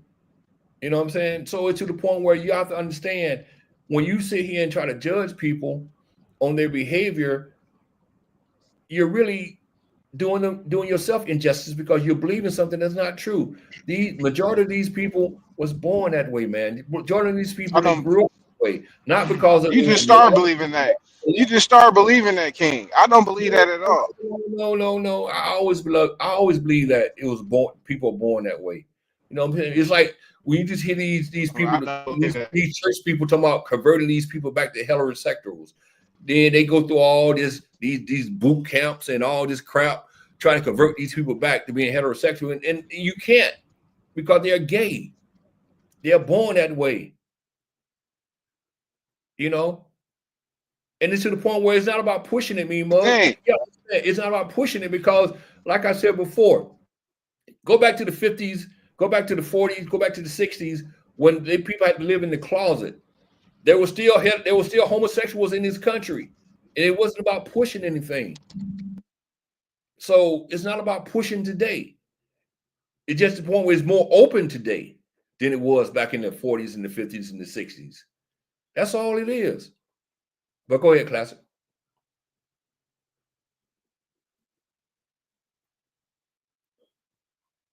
Classic. Okay, I think I gotta wait. I think I gotta wait till I pull up to the crib because my signal. Oh, can you hear me? Yeah, I can hear you now. Yeah, go ahead. Okay, like you pretty much gotta repeat what you said because you was in and out. No, what I was saying was, you gotta understand, in the 40s and the 50s and the 60s, it was hidden from people. So, and they still had the community then. Only difference between now and then is more open. It's not, they're not pushing this on no one. You're just more open about it. That's all. To the point where ain't no pushing it on us. Ain't no one can make King, it they gay. want us to believe in the shit they believe in. No. I dig that, but what I'm saying is that gay no. community won't straight community They want believe you- in what they they want- believe in. They want you to respect them as people, as human beings. That's what they want. That's the only thing they want. How can we they're not respect them trying when to they keep push- disrespecting us, King? No, they're They not keep trying to- disrespecting us. How they disrespecting you, Class? Look at you, look at you too, man. They got a whole sector full of them flamos. And as soon as a straight male come over, it's one lady won't even let a straight male get on her panel. But still, what's her name? Pizarro? But do you really care about that? I don't care about That's that. not my point, King. No, you say that they're not trying to push this shit on us. They're not trying to. All right, I'm gonna ask you a question. Who invites you? Did any one of them invited you over into their sector? Yeah. A couple of them. A couple of them. They invited you over for what? To turn you gay, or to have a conversation with you? Not about sex, even. But why would you invite a straight male to a gay community when you can have whatever you got to say to that straight male? You could have said it to him then. Why do I have to go to where y'all dwell to have this conversation? So you're saying that you cannot have a normal conversation with a gay person? No, you can. I have. That's I my had point. that normal conversation with gay folks. That's my point. So by you going over there, you're not going over there to talk about sex. You're going over there to have a conversation about whatever going on YouTube, right? No, I don't go over there. I'm just saying I was invited over there. Well, you was on Lemon Panel a couple of times, so stop it. Yeah, but I ain't know. Hey, you was there as well. But what I'm saying though, I had no problem with him. I didn't know that. I just found out the dude was a sweetheart. But I have no see. But see, the difference between me and you is I have no problem with gay people because I don't either.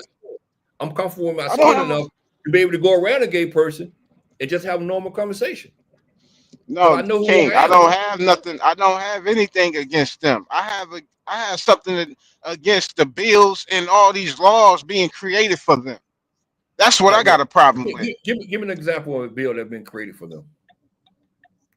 It's not a hate crime if you do something to one of them gay folks. It's a hate crime. It all depends on what you're saying when you're doing it.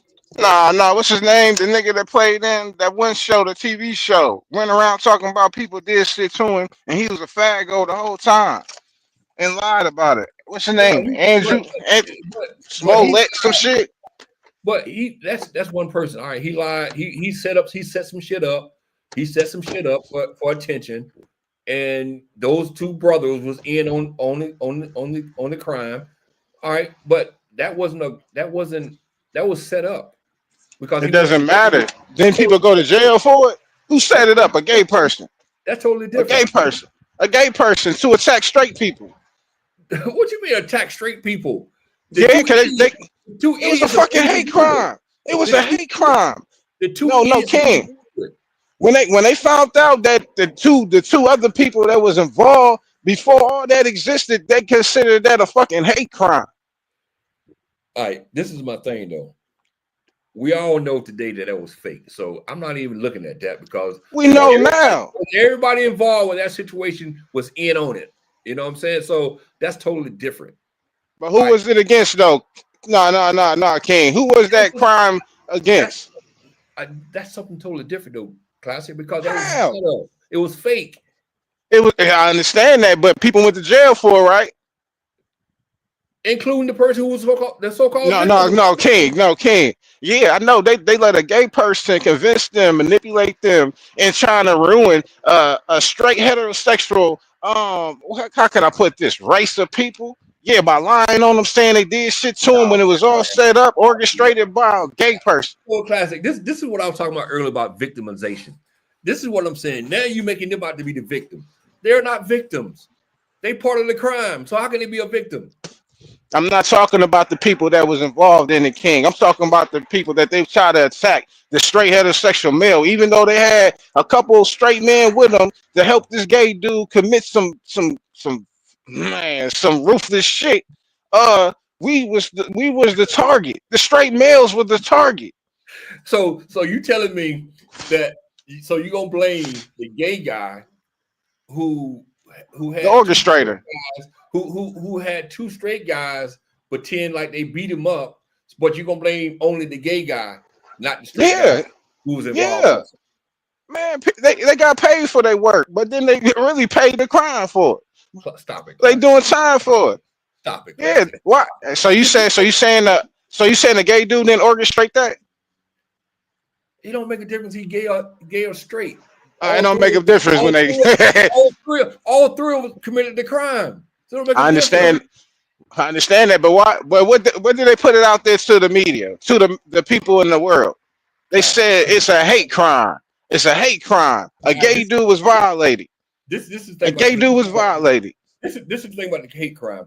The only way something can be a hate crime if you say certain words while you're doing the crime. Like for instance, if a white person jump on you, classic, and he's calling you all kind of niggas and stuff while he beating you down, that's a hate crime. Same thing with the gay community. If you jump on a gay person and you use all kind of gay slurs toward that gay person while you're doing it, that's a hate crime. Just No, it's not, King. No, King. I know that. No, I know what it is. I know what it is. That's your depiction of what it is. The law states if just because you walk up to a person, all right, just because I walk up to a person and that person might be gay, but if I walk up to that person that smack the hell out of that person, that's not a hate crime. Because they can't prove it's a hate crime. Because they can't prove their intent. Only way they can prove their intent if the person is yelling out slurs. That's it. That's the bottom line. That's what it is on paper. But you can say anything when the police show up. You can say they said you can say, well, he proved this. Them people, they like, nah, we ain't about to do no time for this shit over a gay dude, and told the truth. That's how he got caught. Come on, man, stop it, classic.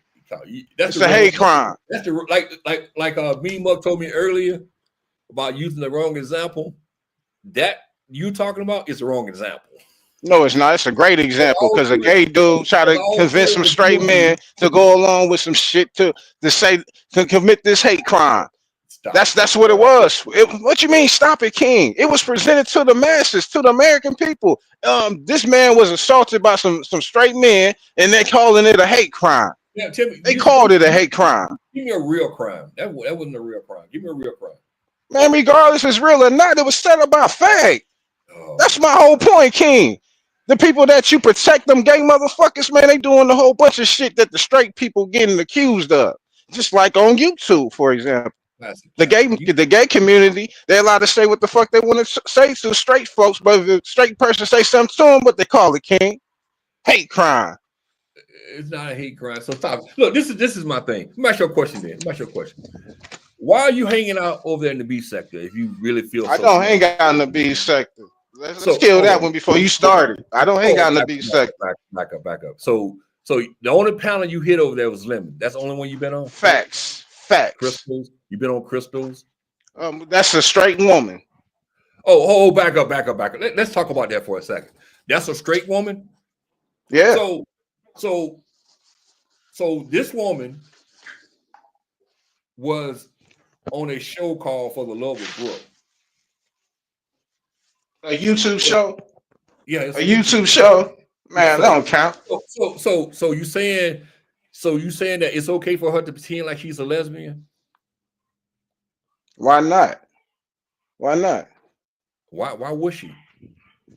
Why would a person? Why not? It's none of my business. Why would a person fake to be a lesbian? Would you fake to be a I'm gay a lesbian too. I'm a lesbian too. Would you fake to be a gay guy? No. All right then. So do you have proof that she's not a lesbian? Because my proof is she was on that show trying to get a date with a woman. I'm just saying. Maybe so. But they ain't got nothing to do with me. I don't hang in the gay community, King. Well, my point was you was on her panel. You said you don't hang over there. You was on Lemon's panel. You was on her panel. Now that's only two I seen you on. You might have been on some more for all I know. I bet.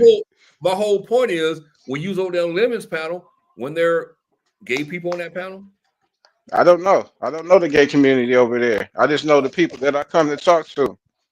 Come on, stop. Oh, I'm sorry, Me Muck. Thank you for reminding me, Me Muck. She had a relationship with TC. I forgot all about that. Mimo just reminded me. Mm-hmm. But you got a problem with gay people, but you don't have no problem with her though. I don't have a problem with gay people. I have a problem with laws and shit that's for the gay people. Well, like I We've said, been fighting. We've been fighting for decades, King, to get some type of respect in this country. But the gay community submerges and they get everything they ask for right off the rip. What are they getting that you're not getting? Respect. You don't get respect as a man? No, King. They get more respect out here. You got to keep your thoughts to yourself. That's right there is eliminating. That's eliminating the freedom of speech, freedom of thought. You can't have a thought or speak the way you want to around those people. What you mean? You can speak anything you want to say around those people. When? As long as you're not directed it towards them. Just like yeah. So you got to walk on eggshells. No. It's like you walk into a KKK meeting. Hey, as long as they respect you, it's okay. But once they talk hurting the N-word at you, it's different. Ain't no black person walking in no KK meeting, regardless saying, they using the N-word or not. I'm just saying, you can be in an environment where you got KKK members all around you, and they can be just sociable. As long as they're sociable, it's okay. That's what I mean. But the problem comes in. No, the KKK members around me talking crazy out your neck to them. Then that's when the issues come in. But my thing is, this is my thing. Like I said before. No, King. You ain't got to say nothing crazy to these people. They see that you straight nigga, they instantly look at you as a target. Nah, that's not true. I don't, you know, like I told you before, I think it's all in your head. I think more than likely you need to sit down and think about what's really going on around you, because you're not being bothered by these people. These people are not messing with you. It's not about being bothered by these people, King. Your argument is totally different from mine. I can see that. You try to present a case that don't exist. Because you're making an issue out of something that's not an issue. I'm not making no issue. I'm telling you what millions of Americans think on a daily basis. Over 1 million.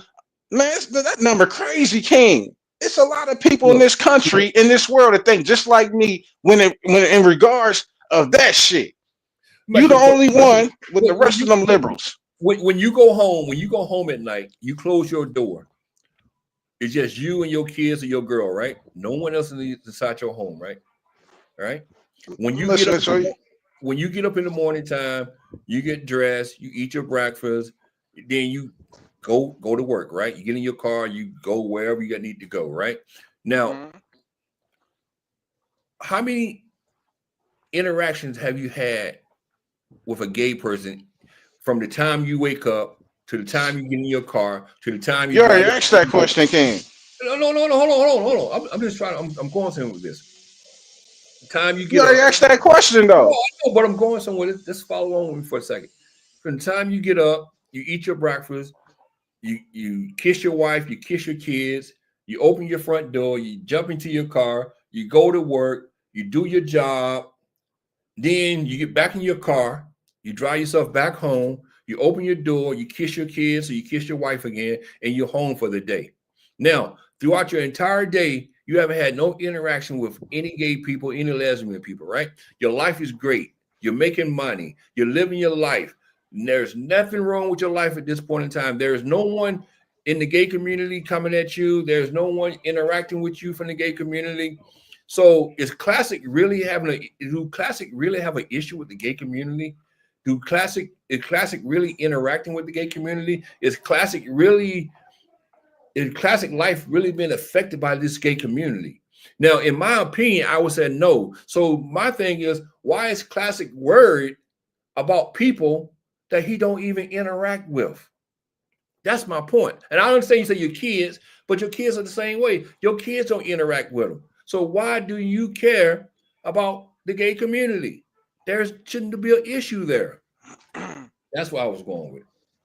I hear you, but at the same time, I don't know for a fact who my kids interact with when they're in school, other kids, as far as that. But it's not about does it affect your life or anything else. You got to look at this thing, King. Once you let something start taking legs, it starts to grow. It starts to grow, and if it grows so much, you can't control it. And that's what's going on. Well, yeah, not now because we got Trump in office now. We got Trump in office now. You know what? I grew up around gay people, right? Like I said, I went to school with gay people. I knew who was gay, who wasn't gay. And here I am now, 55 years. I'm 55 years old. I've been around gay people a lot. I interact with gay people, and I'm still a straight male, and I still have never been offended by a gay person. So at 55 years old, why would I care about this gay agenda shit? Nah, I ain't paying for that fight, Mean Mug. Hell no, I ain't paying for that shit. I don't know why you should care, but why would you? Care? But why would you think just because you don't care, no one else should? I mean, my whole point is a lot of people care about things that they shouldn't care about. Right, but no, that determines on what you're saying. Like you might say we shouldn't care about it, but we telling you that you should. So who's wrong or right? Yeah, well, there's no wrong or right because you got your opinion, I got my opinion. Right. So things you care about, I don't. Things I care about, you don't. So I'm not wrong. You're not wrong. You're right. You're right. Everybody got their own opinion, but I just feel like a lot of times we worry about things that don't affect our lives, and I think we put too much energy in those things. And that's what caused all this turmoil in this country because we were worried about things that really don't affect us. We get so outraged about this gay agenda crap to the point where it doesn't make sense. My thing is, everybody who's talking about this, 99% of these people are not being affected about this gay agenda crap. They're not being affected. They're only using this as a reason to keep people outraged over stupid shit. That's my opinion. You know, like you said, I can't tell you what to think.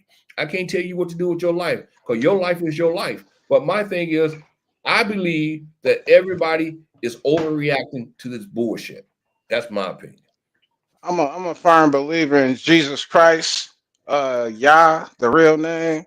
But at the same time, he and his father, they don't agree with no gay shit. What's up, Grandma Love? Well, the thing about that is, and we can get into that too. I can be open and honest about that.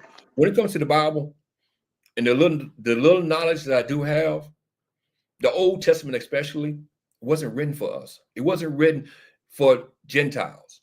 I'm a Gentile. You call yourself? Well, I'm not.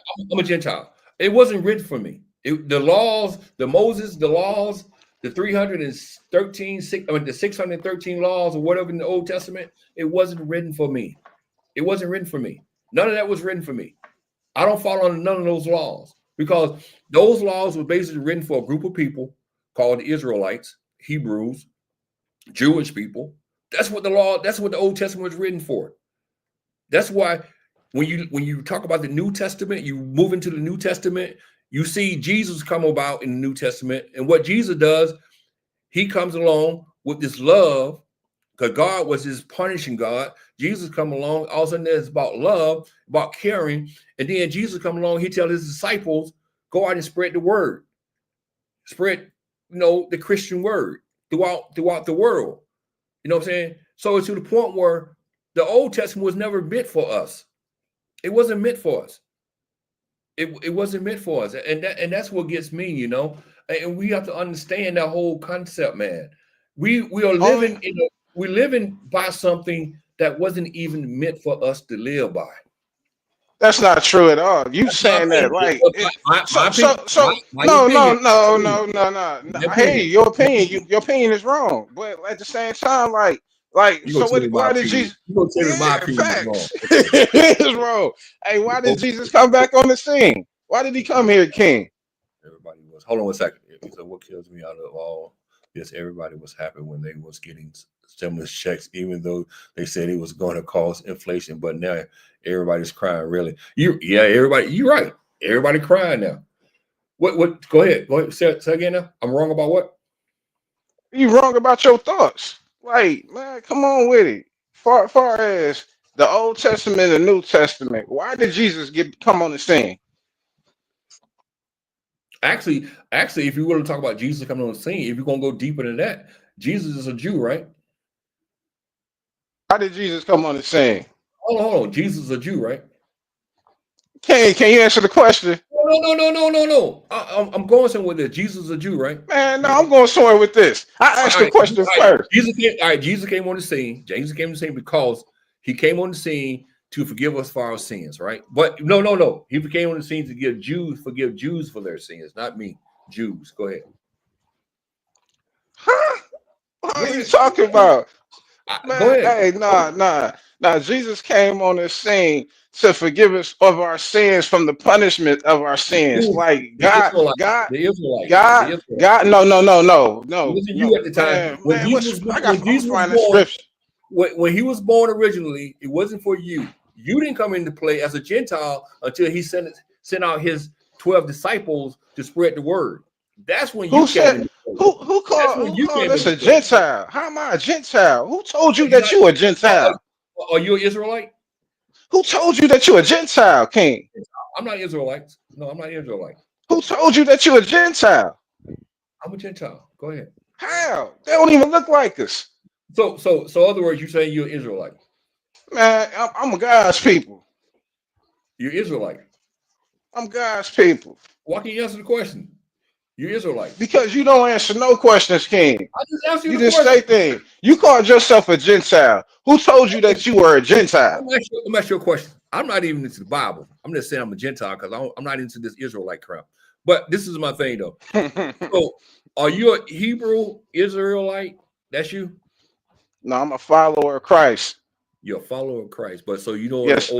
So in the Old Testament, when they talking about Moses and the Israelites and the tribe of Judah and all that, you part of all that, right? You can say that. All right. So you're Israelite then. Okay, I got you.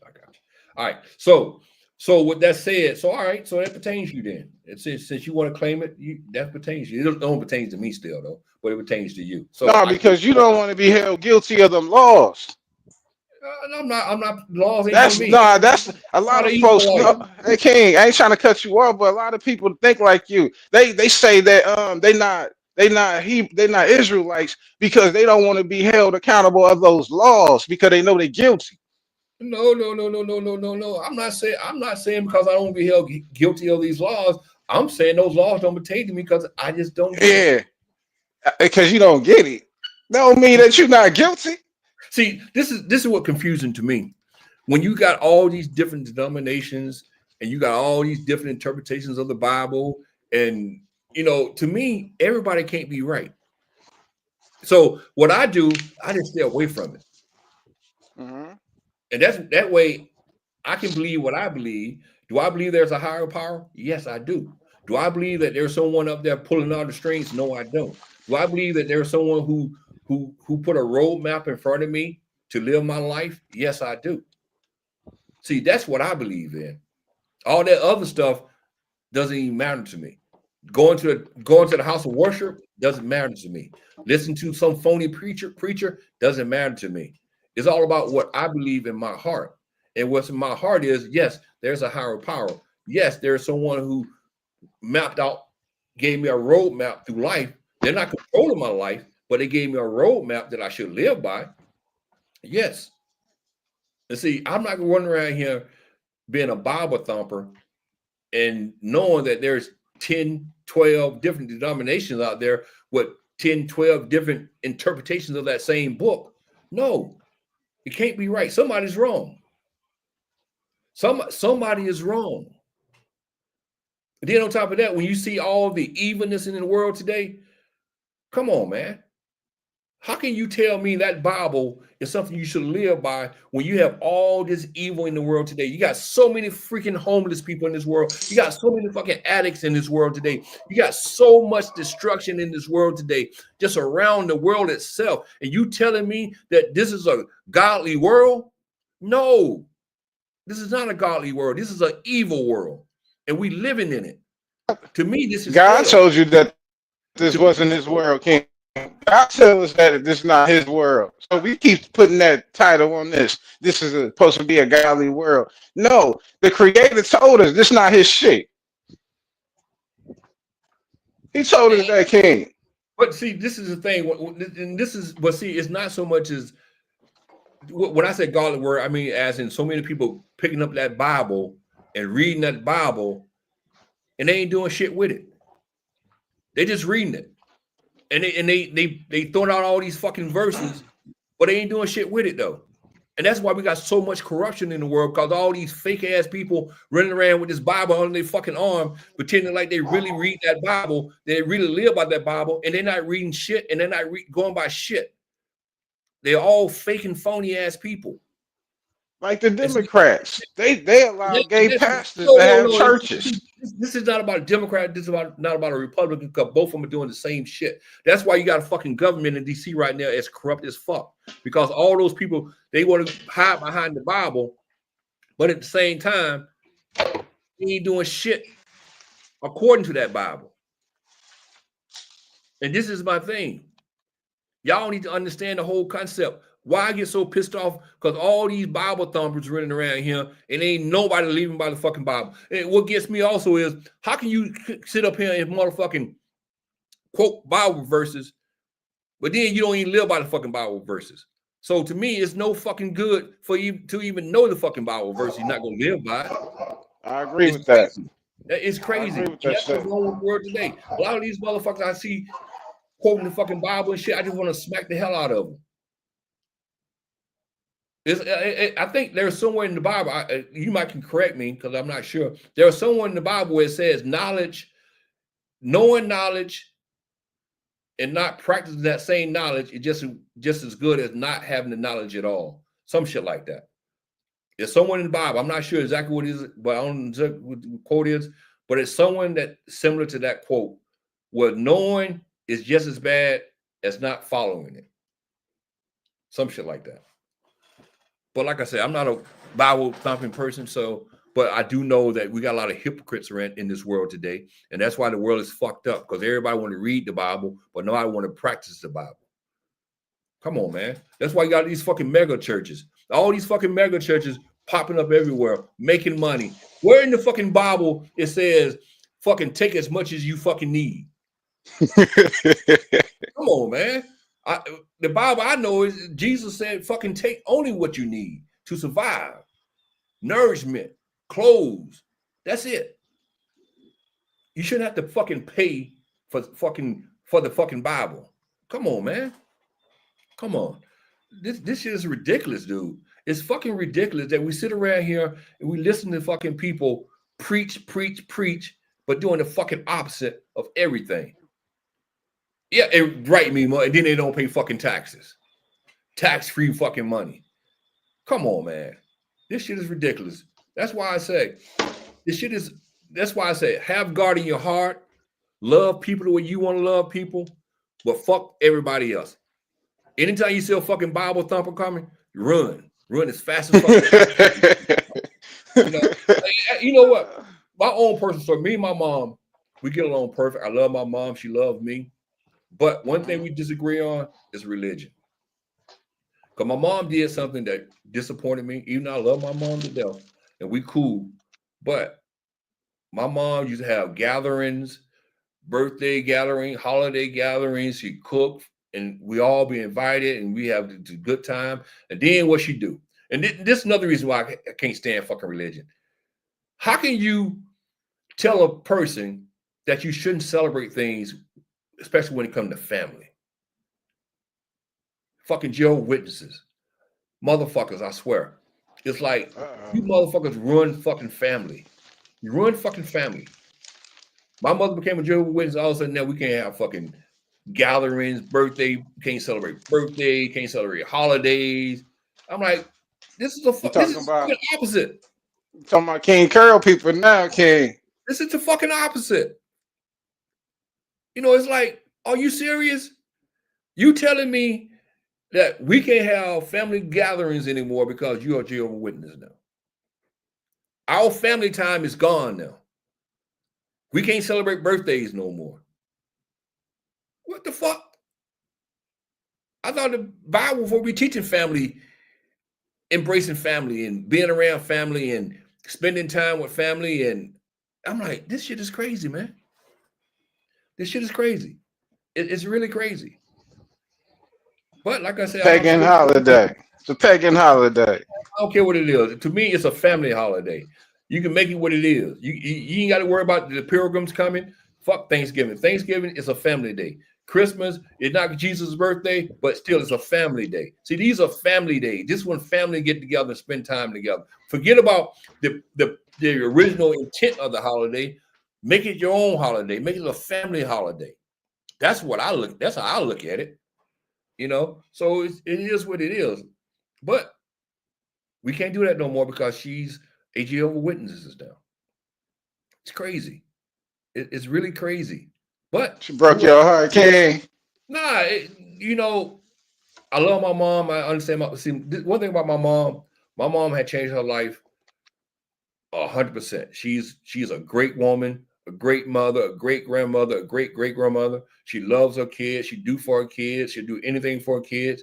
Only issue I have is this fucking Jehovah's Witness bullshit. That's it. The only issue I have, you know. But that what she want to do. That make it. Well, the thing about it is she's 70 plus years old, and it makes her happy. So I tolerate it because it makes her happy. That what she want to do. That what she. But I don't have to like it though, and that's something. But like I said, I hate the hypocrisy of religion, you know. And then y'all use this gay shit. You know, God is against gay people. You know, how can God be against gay people and God created gay people? You know, God love all mankind. Jesus love all mankind. How can you say God don't love gay people when Jesus showing love to everybody? He even showed love to the criminals. All they have to do is ask for forgiveness. He destroyed the whole world because of some gay shit. He ain't destroyed the whole world for no gay shit. That's another all these folk tales. Nor or you know what? I was in the Red Sea in 91, right? I went to the Red Sea in 91. And I'm looking at the Red Sea, and I'm saying, "Oh, I said Noah, or you know, he spreaded the Red Sea and shit." I'm like, "Damn, what the hell you spreading it? Red Sea is a deep motherfucking sea, deep as a motherfucker." So I'm like, "Where did this happen at?" I'm looking. I go through the canal, and I'm still looking for any kind of surface where he can part the Red Sea at. I'm looking, and I still. So then we go to this port city on the Red Sea called Haggadah, Egypt, and we start talking to some of the locals, and they start telling the stories about Moses and the Red Sea, and they start saying, "Well, what really happened was it was an inlet, and the inlet, the low tide came in, and when the low tide came in, that's when people crossed over. It was a low tide." So I'm like, okay. So all these Bible stories are crazy, man. It's just crazy. You would have been mad too.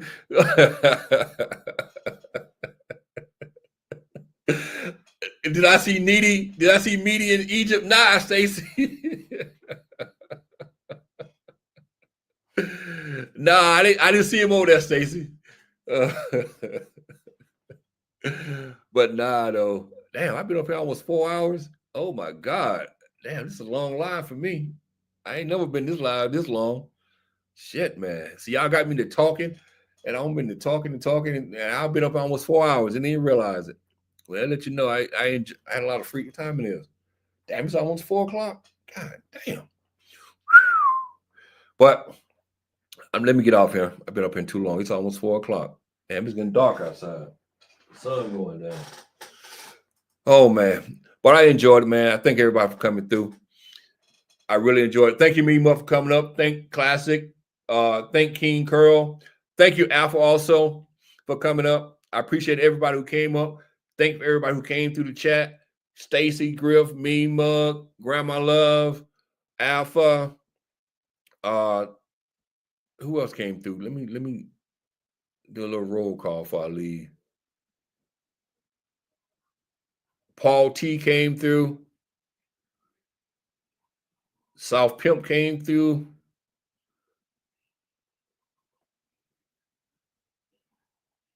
Exposing King came through.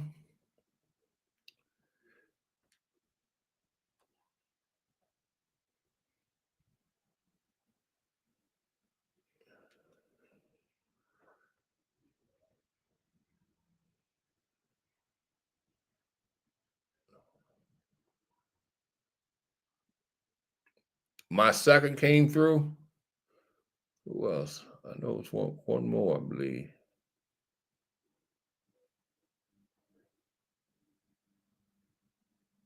Hypnotic Touch came through. Rob Zilla came through. I think that's it. Well, I appreciate everybody who came through and participated in the chat. Can y'all please do me a favor? If you haven't hit that thumbs up button, please hit that thumbs up button for me one time before you leave the house. Please hook a brother up. That's the only thing the brother asks. Hit the thumbs up button for him before you leave the door. I really appreciate it. Nah, you know what I mean, Mug, man? Actually, I'm getting back on the wagon, man. This is my second day not drinking. I'm getting back on the wagon, man. Actually, yesterday when I was up in yesterday, y'all see me drink. I was drinking tea yesterday. That wasn't alcohol. That was tea yesterday. But I'm going to get back on the wagon, though. Clean my system back up. That's what I'm going to do. Clean it up. Clean it up. But let me get out of here. I see y'all. Stacy Griff, Paul T. I might see y'all tomorrow morning. I'm not sure yet. I know tomorrow is Saturday, but I might see y'all tomorrow morning on that side over there. So y'all keep an eye out for me. Until then, y'all have a marvelous rest of your day or night. I'm out.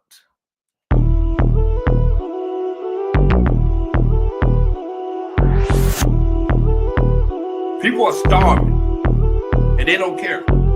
They don't care. That pisses me off to the highest fullest, knowing that these people do not care about the common man and woman in this country. Let's get drunk. Let's get drunk. Let's get drunk. Welcome to the Heineken Hour. Politics. Heineken. Good conversation. I don't think you really get that whole concept. Politics. Heineken. Good conversation. I don't think you really get that whole concept. Let's get drunk. Let's get drunk. Let's get drunk. Welcome to the Heineken Hour.